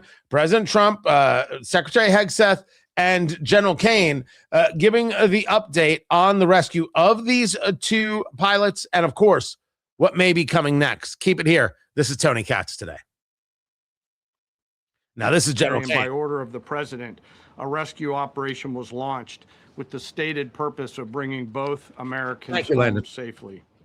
As the secretary said, several hours later on the morning after positively locating the front seater, call sign Dude 44 Alpha, and aware of an aggressive ongoing search by the enemy, a U.S. Central Command plan was approved by the secretary and the president. Shortly thereafter, a U.S. Air Force Combat Search and Rescue Task Force comprised of A-10 Warthogs in their Sandy role, and I'll describe what that is in a minute, HC-130 Combat King 2s, HH-60 Jolly Green 2 helicopters, and Air Force Special Warfare Airmen, a package comprised of combat rescue officers and pararescueman operators, audaciously penetrated enemy territory in broad daylight to find, fix, and recover Dude 44 Alpha from behind enemy lines. This was an incredibly dangerous mission, an incredibly dangerous undertaking, but a filled promise made to every American warfighter that you will not be left behind. We will always come find you, and we will always bring you home. Over the next hours, the Search and Rescue Task Force crossed the beach, entered into Iranian airspace, protected by a fighter strike package, and moved into the objective area, all under fire. En route, as some of you have seen on social media, the helicopters took gas off the C-130s and pressed onward and forward up into the objective area. While this was ongoing and out in front of them, the Sandy flight of A-10s and other remotely piloted aircraft, drones, and other tactical aircraft were violently suppressing and engaging the enemy in a close-in gunfight to keep them away from the front seater and allow the pickup force to get into the objective area. During this engagement, one of the Sandy aircraft, the one primarily responsible for communicating with the downed pilot, was hit by enemy fire. This pilot continued to fight, continued the mission, and then upon exit, flew his aircraft into another country and determined that the airplane was not landable. This was one of our A-10 Sandy aircraft. The pilot then made the decision to eject over friendly territory and was quickly and safely recovered and is doing fine. After picking up Dude 44 Alpha, the HH-60 Jolly Green fight was engaged by every single person in Iran who had a small arms weapon. And one of the aircraft, the trailing aircraft, took several hits, The crew sustained minor injury and they are going to be fine. A note for those of you that do not know what a Sandy does. Named after the flight call sign that did this very mission in Vietnam, flying A-1 Sky Raiders and A-7 Corsairs. A Sandy has one mission: get to the survivor, bring the rescue force forward, and put themselves between that survivor on the ground and the enemy.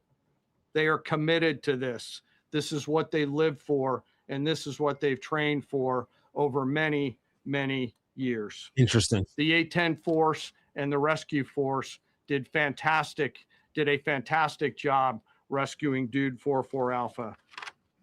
He was recovered Friday afternoon. As I said, and the nation needs to know this, this was an incredibly brave and courageous mission, and a testament to the courage, skill, and tenacity of the joint force and our leaders. And especially a daylight option, having the guts to try means so much to so many.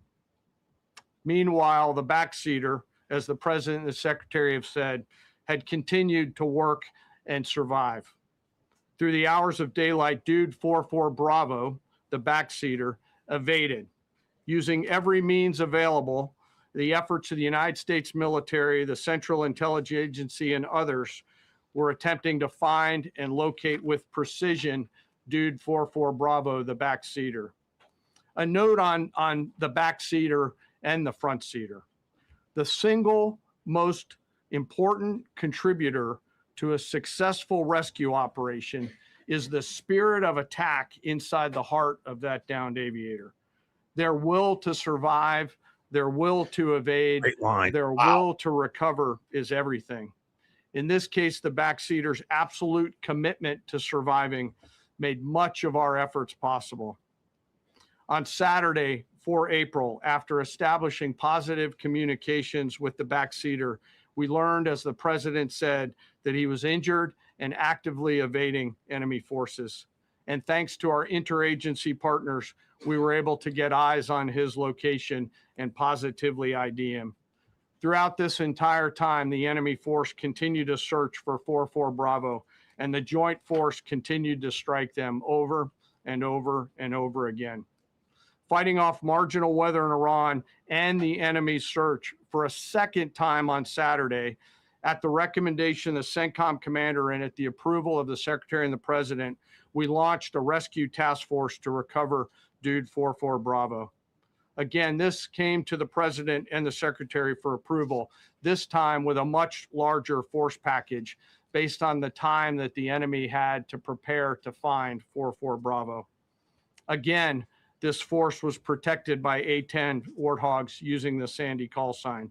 And this force had one single mission: do everything they can to bring an American home. Tony Katz today. This is General Kane. Speaking of the rescue mission, some very poignant conversation that most important in any rescue mission, as they rescued the two pilots shot down over Iran, is the will of the pilot to survive. It's a very, very poignant thing there. And this pilot, the backseater is referred to, weapons officer, who was injured, was able to go, was it thousands of kilometers away from where he had landed, so he would evade capture. There's a story in here that is going to get told numerous times, movies made. Really something else. Let's take it back to General Kane, chairman of the Joint Chiefs. Into the daylight, the force fought its way in and rescued Dude 44 Bravo. They were protected overhead by an air armada, including tactical drones, strike aircraft, and others. The force fought through multiple simultaneous contingencies, something no other nation, no other military can do, and safely returned Dude 44 Bravo, the backseater, home, and all other Americans home as well. At midnight 12 local Eastern time, Easter Sunday, more than 50 hours after the start of this operation, the Joint Personnel Recovery Center declared Dude 44 Bravo, both the front and backseater, returned to friendly territory. The courage, demonstrated by both the pilot and the weapons system officer while isolated, and them invading the enemy cannot be overstated. Their grit and warfighting tenacity is a direct result of the absolute trust they have in our rescue forces, their training, and their will to survive and return. They always knew that we would be ordered to go get them, and they always knew that we would be coming to get them. These two operations reflect our nation's most sacred obligation to our military service members. We leave no one behind. Bless you. It also perfectly captures the first truth of our special operations forces, that people are more important than hardware. That is the standard we live by, and the rescue forces that execute these missions operate under a clear motto: these things we do that others may live.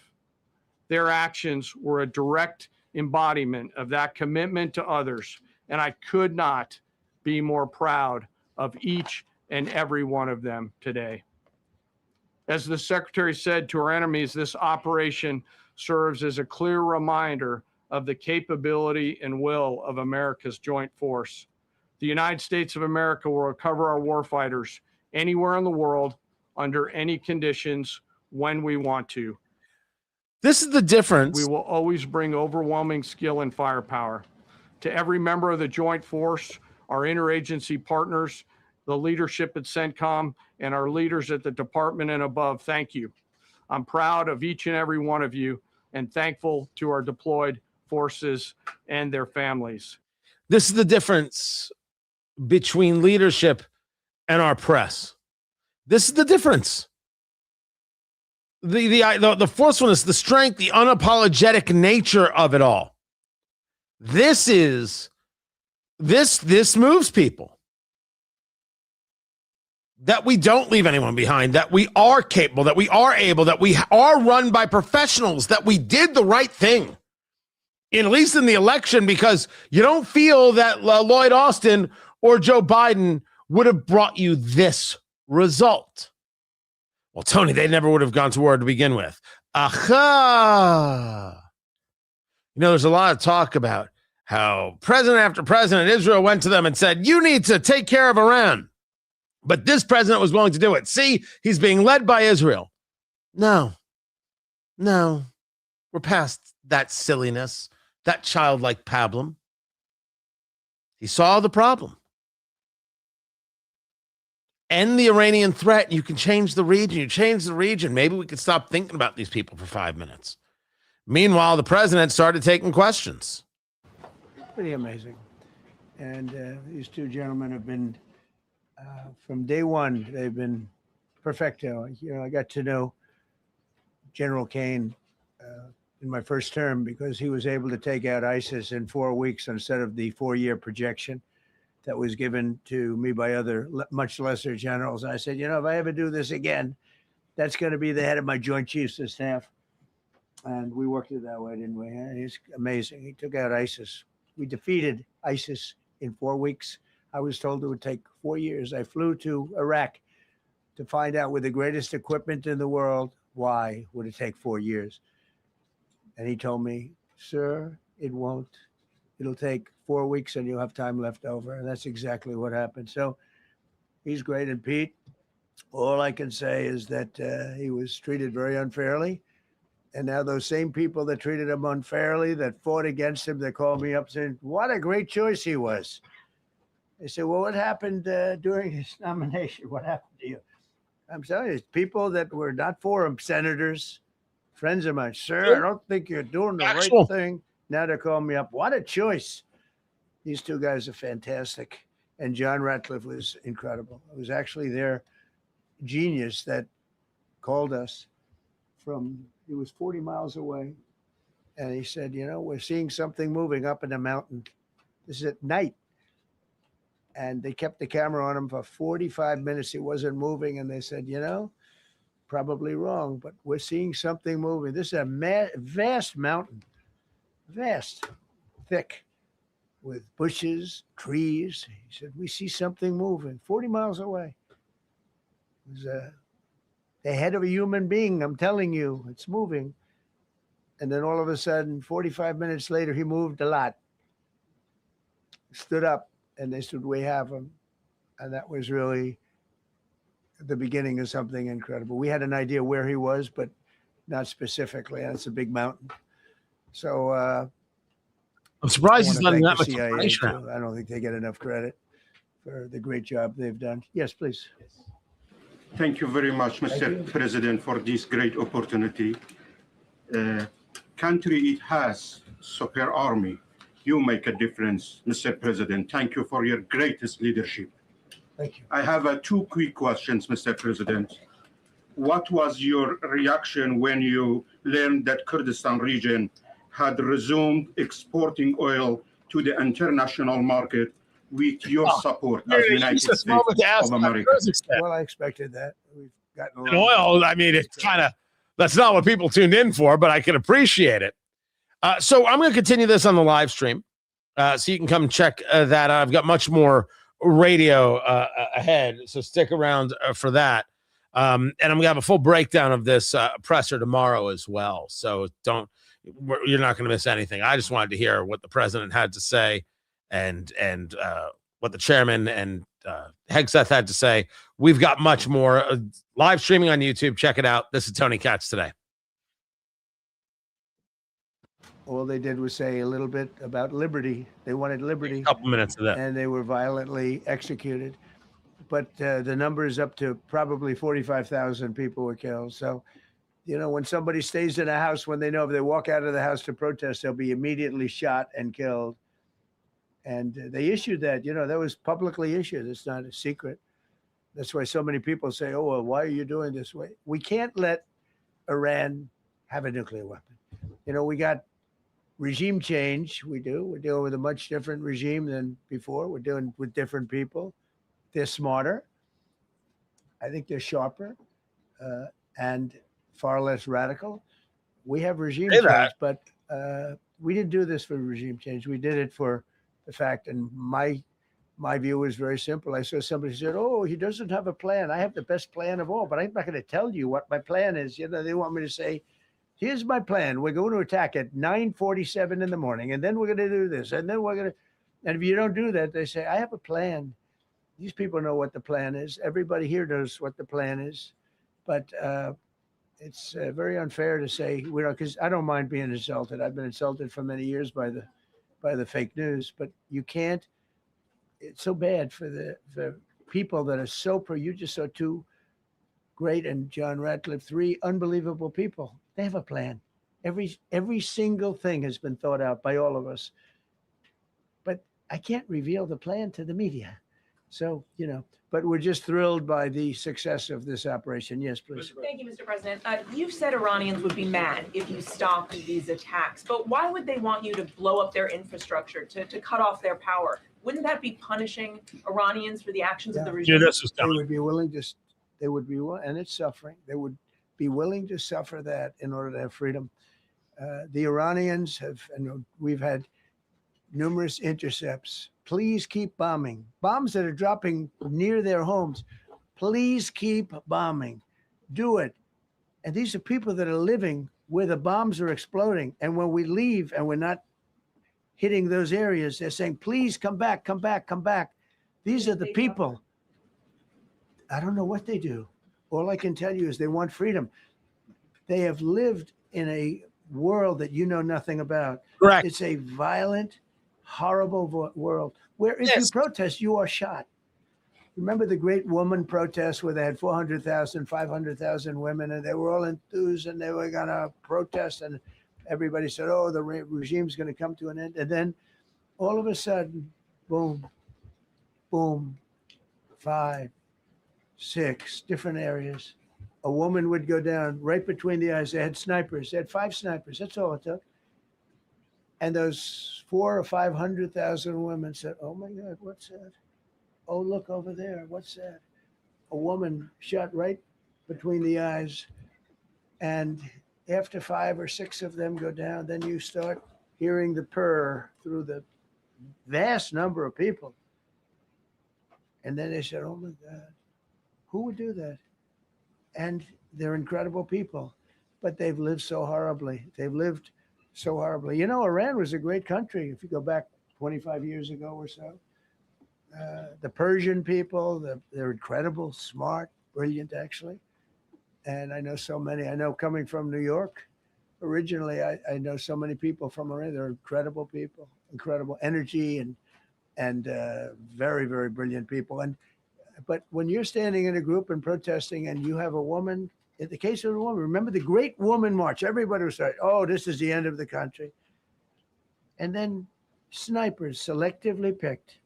Every single one was shot right between the eyes from a long distance. They were on top of buildings. Nobody even knew where they were. Where they coming from? This wasn't like a machine gun, which is also very bad. They've done that too. They did that recently. This was snipers sitting on the top of buildings, aiming and hitting women. And when they see people go down, and all of a sudden there's a riot in the reverse direction, and they never came out again. And a lot of the news doesn't talk about that. They talk about, oh, women's rights. You want to see women's rights? You're not going to see it there. It's amazing when I see some of the stupid people like, you know, AOC +3, all that group. They talk about, oh, freedom for Iran. They don't tell you the real facts. Women, men, gays. How about gays for Iran? They kill the gays. They throw them off buildings. This is so I good. wonder what's going on. I can only say this. They want us to keep bombing, even if it jeopardizes, because their life is in much greater danger. They want freedom for Iran, but it's very hard for them to protest. I actually tell them, I said, don't go out. I fully understand. Nobody in this room would go out. I don't think there's any, because frankly, it's not a question of bravery. We're all brave, right? You're brave. I'm brave. We're all brave, but we're also intelligent. If you have people shooting at you, expert shots with the best rifles you can get, and hitting you right between the eyes every single time, and you're looking here and you're seeing and you're looking here, you're out of there. I don't care who it is. Please. Mark Meredith, Fox News. I know that. Oh, thank you. How would I know that? Go ahead. America's watching. No. Good job. Can we go back to the weekend? First off, was everyone on board with the operation, or were there people that were trying to talk you out of going through with the operation this weekend? Not everybody was on board. Somebody else within? No, there was military people, very professional, That's that question. preferred not doing it. These two were totally on board, which was very important. If they weren't, I would have had a little difficulty. But no, there were military people that said, you just don't do this. You don't go into the heart of a very powerful military. You know, this is, hey, you have countries and countries. You have some countries where military is not their strong suit. This whole thing is militarized like nobody's ever seen before. Half the people are wearing uniforms. And we had people within the military. Usually it's not done. That's one of the reasons. You know, I was surprised. Somebody said it's the only time it's ever been done. I said, that's not possible. But it is possible, because you're going into hundreds of thousands of soldiers along the path. I mean, look at some of the helicopters, how they got hit. So, yeah, there were people within the military that said it's a wise. And don't forget, how many men did you send altogether, approximately, for the operation? I'd love to keep that a secret. Okay, well, we are. But I will tell you the number. I'll keep it a secret, but it was hundreds and hundreds of these people. That's pretty good. Is he central casting? But hundreds of people Unbelievable. went into this journey. Oh, Hundreds of people could have been killed. Forget about the equipment. A lot of equipment. Nobody cares. Hundreds of people could have been killed. So we had people that were within the military that said this is not a wise, and I understood that, but I decided to do it. Was there a point that that you were thinking there's too much on the line, and somebody was saying maybe we abort this now and wait? I mean, given the resource like the general said, it seemed like there was so much on the line here. You must have been thinking, well, this could have completely changed. So the first one, which was in many ways as dangerous as the second, I guess it gets, because we're flying over daylight. You know, we're the best at the world at night. We have goggles that we have goggles. I've tried them. They're unbelievable. I see better with the goggles at night than I see without them during daylight. I mean, daylight today, we have a beautiful day. You see just as well with goggles. In many ways, it's enhanced. So we have the best in the world. So it's much safer for us to do it at night. whereas other people, no other country has that capability. They don't have that particular piece of equipment like we do. But when I was told flying and in daylight, I think we flew 7 hours over Iran, and that's a long time, over unbelievably hostile. How much longer do you think he's going to go on with? Where they have nothing but weapons. We took out their anti-aircraft, which is great. We took out their radar, which is great. We took out a lot, but they still have, what hit this one was a handheld shoulder missile, heat-seeking missile. So it's not like, they're totally whatever. And they have probably a little luck because you got to get lucky. But they shot it and it got sucked in right by the engine. But these guys were out of there. They were great. Their timing was great. But no, I was told that this is a very dangerous mission. I understand. They didn't say it's a foolish mission. They said, we're going to be sacrificing hundreds of people do this. You have tankers that are flying over this area so that because the flight was so long, they had to refuel. It's a very dangerous mission. I just felt it was worth it. If you would have told me that we would have been successful, gotten both, and nobody was even essentially injured, I would have said that would be impossible. Yeah, please. Mr. President, thank you very much. Thank you, sir. Well, I'll come back to you. Okay. Given that you are now dealing, you say, with a more reasonable, less extreme leadership in Iran, what does that mean for the protesters, for the human rights movement in that country after this conflict? Well, What's your positive. expectation? Yeah, if they assume control, if we do something and they assume control, I think it's very positive, a big step. I don't think you'd see the radicalization that you have seen in the last. Look what happened. Women are being executed because they're not properly clothed, they say. They're not properly clothed, and they execute the women. They shoot them right on the street. No, you have a much different group of people. Now, I'm not saying we are dealing with them. Essentially, they have till 8 o'clock tomorrow night, Eastern time. But we are dealing with them. I think it's going well. Mr. Witkoff is here, and JD's involved in the dealing. Mr. Witkoff is sitting right here, and I think it's going fine, but we'll have to see. You have to understand, we've been dealing with these people for 47 years. I'm standing here with a much more powerful Iran as of a month ago, not anymore. Right now, they are decapitated. But I'm standing here a month ago with a much more powerful Iran than it was at any point during 47 years. This should have been handled by 7 presidents, a lot of presidents. And those presidents are saying now, every one of them to their friends, we should have done this a long time ago. So it's not something I like doing. It's very dangerous. And we're getting them at the height of their strength. If I didn't terminate the Barack Hussein Obama Iran nuclear deal, they would have had don't forget, that was a path to a nuclear weapon. Remember this. He chose Iran over Israel, pure and simple. How Israel can vote for a Democrat is if you're Jewish in New York City or any place else in this country, and how you can vote for a Democrat is unbelievable, because he chose Iran, a very hostile Iran. Remember when he filled up a 757 with cash, billions of dollars of cash, and he sent it over to them. Then they gave them tens of billions of dollars.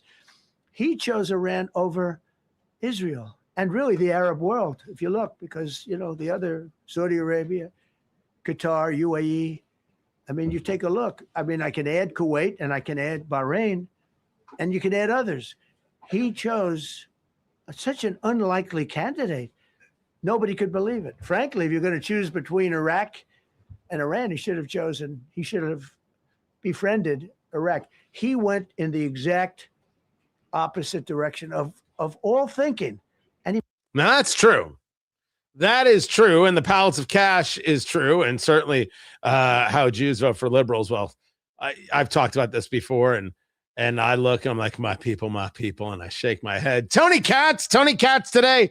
Good to be with you. The president, this is all happening right now. The White House briefing on the rescue of these 2 pilots, how that took place, the exfiltration that happened, this pilot who was injured, the weapons officer in the rear, the backseater, getting thousands of kilometers. I believe that's how General Kane, chairman of the Joint Chiefs, described it. getting away from where the ejector seat was found, hiding in bushes until he was able to be rescued through signaling that comes from the uniform. 32 rescue aircraft involved, over 48 refueling aircraft involved, 155 aircraft in all. When the president said, hey, do you mind if I tell them how many people were involved in this? It was General Kane who said, I'd prefer if you didn't. And that led to a lot of laughter. It was 3 different flights of 15 minutes between each.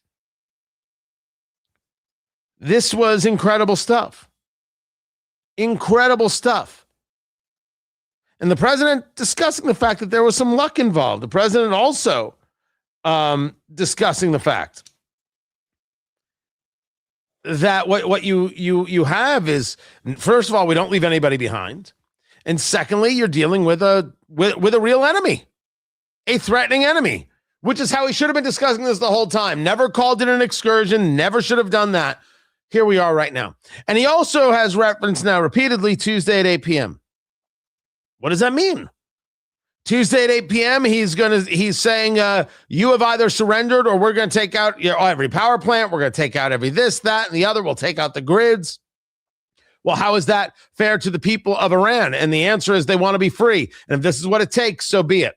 So this is the president pushing the idea aggressively of regime change. And I'm telling you, a deal can be made for behavior change. It's not that I want this. It's just I'm a recognizer of what it is that's going on. Meanwhile, back to the president, during this press conference, as he's being asked questions there in the White House briefing room. Made a terrible mistake, but that was a road to a nuclear weapon. And when I terminated that, everyone said, oh, he terminated it. It was one of the best things we ever did because he had a road to a nuclear weapon. And it was a very short-term deal. You know, countries don't do 10-year deals. Countries do hundreds of years. You don't do a 10-year deal. For a country, you're a landlord and you're renting a store on a certain street and you give somebody a 5-year or 10-year lease. This is a country. It was a short-term deal. It was ready to expire. I terminated it before it expired. Took a lot of heat, and it was one of the best things I ever did because he would have had a nuclear weapon. Then he would have had another nuclear weapon, had those beautiful B-2 bombers not gone in 8 months ago and obliterated that site. And by the way, the word is obliteration. CNN said, well, maybe it wasn't complete. It was so complete that they still haven't been able to get it. It was obliteration. But if we didn't hit them, that was a courageous decision too, because we had all those planes flying in at night with very little cover, unbelievable stealth planes, and they were able to do their job. If we didn't do that, Iran would have had a nuclear weapon at a high level, either one of those 2 instances. And if they did, in my opinion, I told this to Bibi Netanyahu yesterday, Israel would have been extinguished. Large portions of the Middle East would have been extinguished, whether it's Saudi Arabia, Qatar, UAE, or others. And you saw that with thousands of missiles raining down upon them. They didn't think they were going to be hit. They thought they'd be watching us fight. And all of a sudden, UAE got hit by 1,500 missiles. He would have taken them out also. And they were powerful. If I didn't come along and terminate the Obama deal, which was terrible, the Iran nuclear deal was a road to a nuclear weapon, a big one, unlimited, legally. Yes. I terminated it. Wholeheartedly agree. Even much thought. It was so easy. I terminated that. And then the B-2 bombers. And I did one other thing. I had killed Qasem Soleimani, who was an evil genius. And the reason I did it, I heard he was going to knock out 5 of our military bases.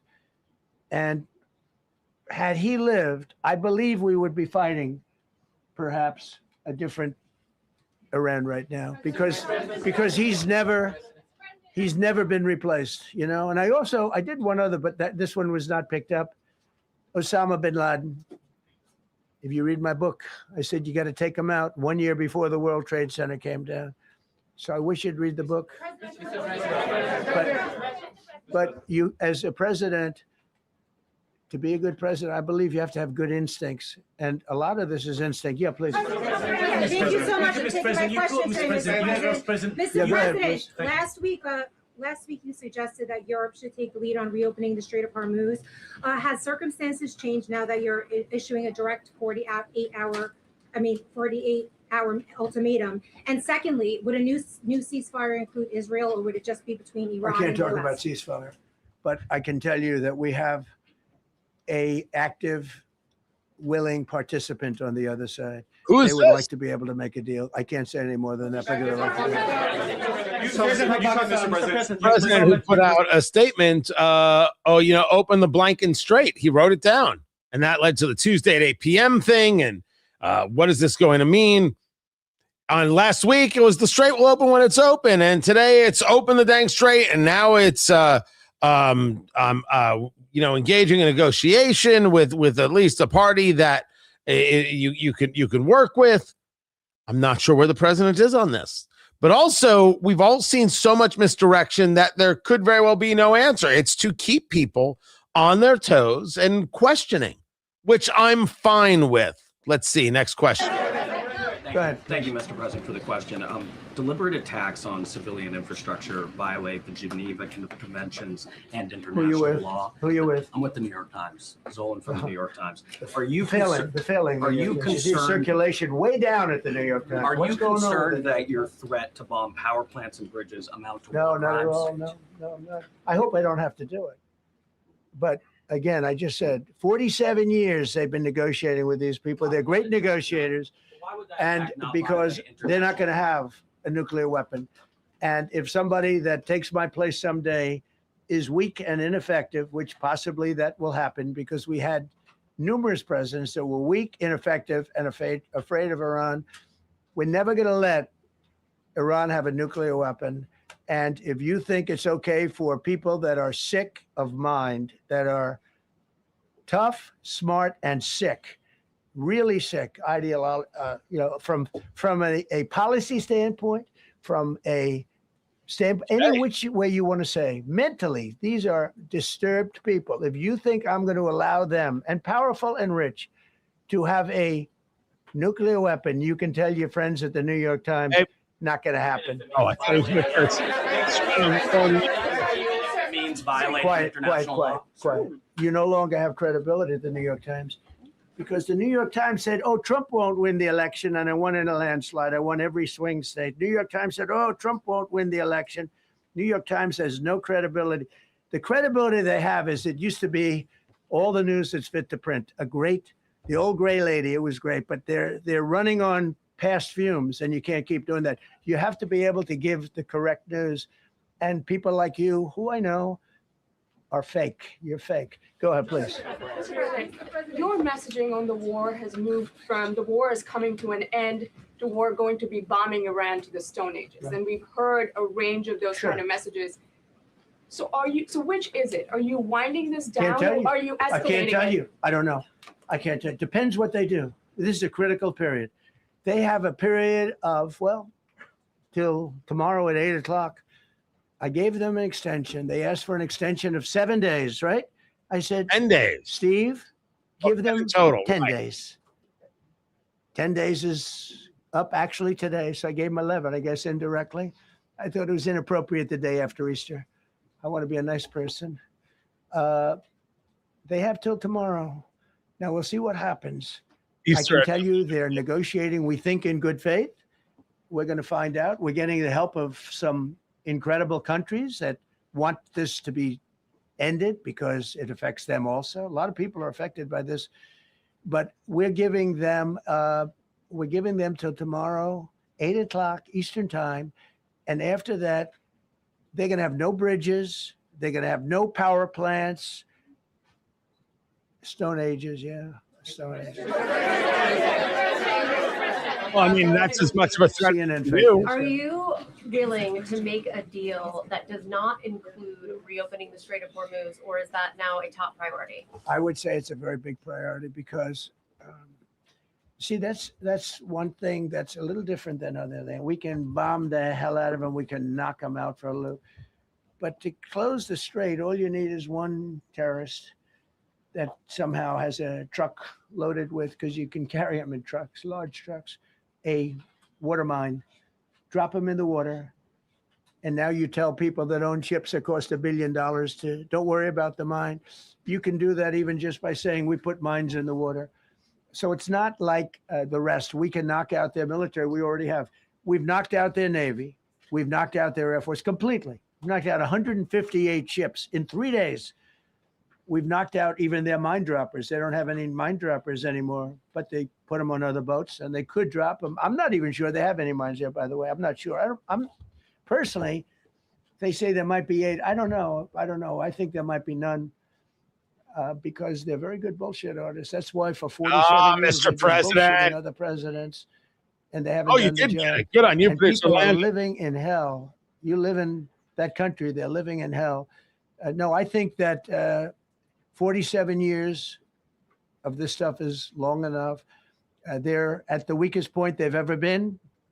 They have no Navy. They have no Air Force. They have no anti-aircraft weaponry. They have no radar. They have no communication. In fact, the biggest problem we have in our negotiation is that they can't communicate. I said to Steve, what are they saying? Sir, they can't communicate. They have no method of communication.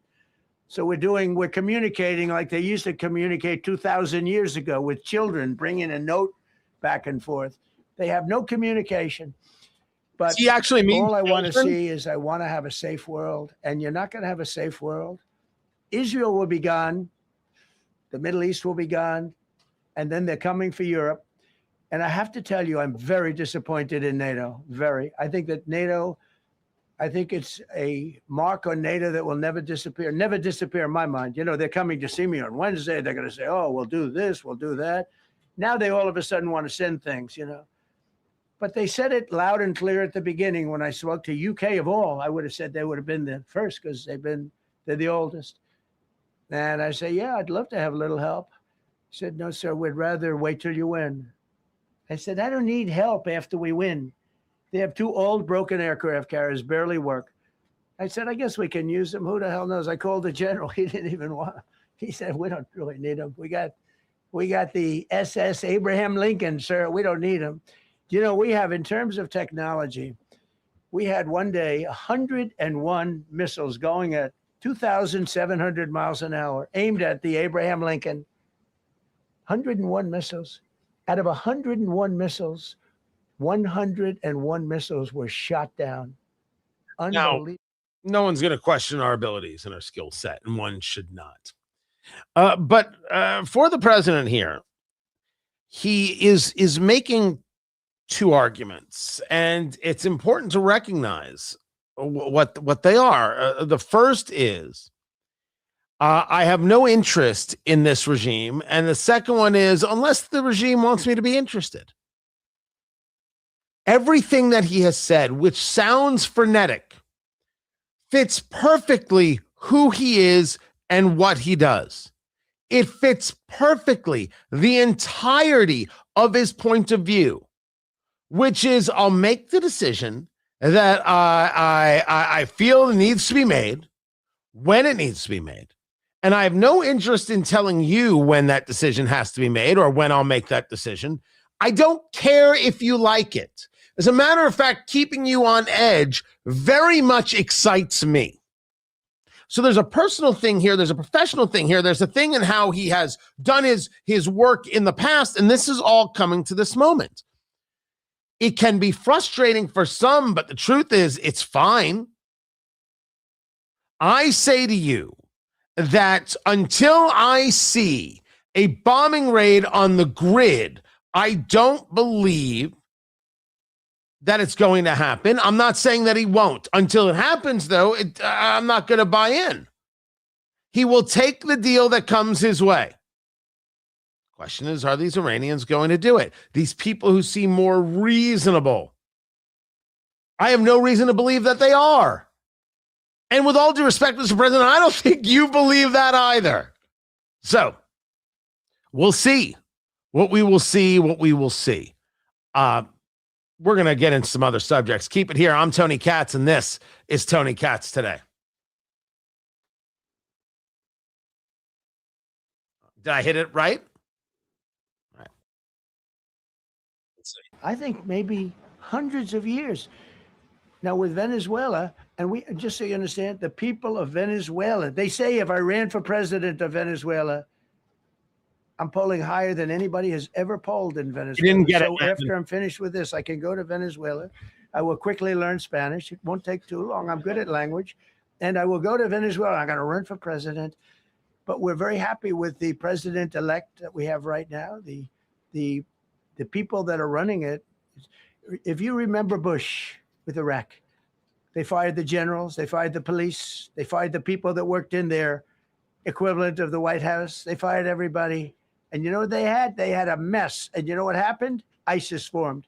Those generals and those soldiers got together. The police got together. They all got together. They formed. Something else that the president did, talking about the leak and that information was leaked. And he's upset that the information was leaked and someone has to go to jail.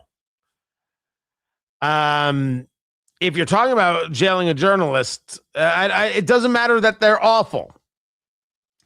We don't do that here. If you want to talk about jailing somebody who leaked things, throw the son of a you-know-what in jail. It's fine by me. Fine by me. You want to charge somebody within the military apparatchik, within the Defense Department, within the administration? Great. Journalists is given information. Maybe they shouldn't release it, but it is not specifically against the law if they do release it. Now, if they coerce it or something, I mean, there could be rules about that. Could definitely be rules about that. But don't talk about, the possibility of jailing journalists without people losing their head, because that's the only thing they're going to take from this, which is, of course, amazing.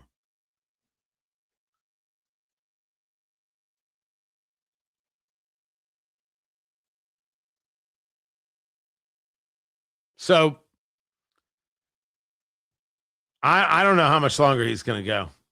I really don't. 17 different angles, and it was over. They went inside. And remember, that was when we'll see. They said, get the hell out of here. Thousands. We didn't have thousands. We had like 200 people. So we have a great military. And I'll tell you what, somehow this rescue captured the world's attention, more so than normally. You're talking about two people. But this rescue captured the world's attention. But we did it in Venezuela. That was amazing. And now we have a very bad man in prison and going to trial. I mean, he released, aside from the drugs, which he was terrible, Maduro released hundreds of thousands of people from jails into our country. Drug dealers, murderers, the worst people in the world were released into our country because we had a stupid president who probably didn't know. And we had a border czar who never went to the border and never once called our great border patrol agents, right? Not once, Kamala. She never called the border patrol. She never said, how we doing? I used to call the border patrol guys every day. You can ask them, Paul, ask any one of them. Brandon, ask them all the time. How are we doing? How are we doing? And we now, I'm proud to say, have a totally sealed border. 9 months, nobody is coming through our border. And nobody even tries because they know they're not going to get through. So we don't have caravans anymore. So maybe one or two more and we'll be done. Mr. President, are you allowed to, or are you willing to end this conflict with Iran charging tolls for passage through the strait? Us charging tolls? Iran. What about us charging tolls? Is that something you're considering? I'd rather do that than let them have them, right? Why shouldn't we? We're the winner. We won, okay? They are militarily defeated. The only thing they have is the psychology of, oh, we're going to drop a couple of mines in the water, all right? No, we have a concept where we'll charge tolls, okay? I thought you meant us. Your question would have been more accurate if you said us. Go ahead. So just to clarify, in order for Iran to successfully meet your deadline tomorrow, do they have to make a deal, open the strait, or both? We have to have a deal that's acceptable to me. And part of that deal is going to be, we want free traffic of oil and everything else. The president finishes up the press conference, which has been about an hour and a half now. Tony Katz today. I just wanted to bring you as much of it as I could. about what a deal would or can look like. Again, we don't know. We don't know what that will be. Let us see what tomorrow brings and tonight brings. In the meantime, Artemis 2 has swung around. We now have humans who have been further away from the Earth than at any moment in history. It's very cool. It is. It is very, very, very cool, as they are the first people ever to see the dark side of the moon. NASA makes no sense, and government shouldn't spend this money, except I love it. I get it. It's my own freak show. Go with it. Keep it here. It's Tony Katz today.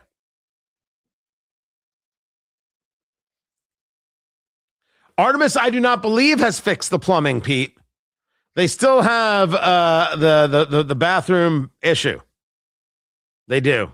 You called yesterday in your Truth Social, you called the Iranians crazy bastards. True. What is your response to critics who say that I don't care about critics. What is your response to critics who say that it is your mental health that should perhaps be examined as this war continues? I haven't heard that. But if that's the case, you're going to have more people like me, because our country was being ripped off on trade, on everything for many years until I came along. So if that's the case, you're going to have more people. Dasha, go ahead. Dasha, You said that very little is off limits in Iran as far as targeting, Yeah. including power plants, bridges. You've mentioned those. Very little is off limits. Are there certain kinds of civilian targets, though? I'm thinking I don't want to tell you that. I don't want to tell you that. We have a plan, because of the power of our military. Every bridge in Iran will be decimated by 12 o'clock tomorrow night, where every power plant in Iran will be out of business, burning, exploding, and never to be used again. I mean, complete demolition by 12 o'clock. And it'll happen over a period of 4 hours if we wanted to. We don't want that to happen. We may even get involved with helping them rebuild their nation. And you know what? If that's the case, the last thing we want to do is start with power plants, which are among the most expensive thing, and bridges. I don't want to hear about You it. saw the bridge one. But they'll have We were money very close because to of a oil. deal. And then I got a call from Mr. Witkoff, Mr. Kushner, and JD saying, I think they're breaking the deal. I said, tell them that's okay. Don't worry about it. But tell them to look out their window and watch. And within 45 minutes, I gave the order to knock out the biggest bridge. I gave the order, knock out the biggest bridge in, I believe, the Middle East, but the biggest bridge in Iran. And within 10 minutes after I gave that order, that bridge was over. So do I want to do that? No. Do I want to destroy their infrastructure? No. It will take them 100 years to rebuild. Right now, if we left today, it would take them 20 years to rebuild their country, and it would never be as good as it was. And the only way they're going to be able to rebuild their country is to utilize the genius of the United States of America. I want to give right there, but I'm not gonna get into it right now. I'm gonna leave that one be right there. Guys, I do have to run from the live stream. The show continues at WIBC.com, but I am gonna get into some other things, and I'll pick up the rest of the press conference for you tomorrow as we further break it down. I appreciate you guys being here and being a part of things. Don't forget to subscribe at TonyKatz.com and on YouTube. Appreciate you more than you know. Hope you enjoyed the show and the commentary, and I hope you'll be back tomorrow, everybody. All right, that's it. Go live your lives. Take care, guys.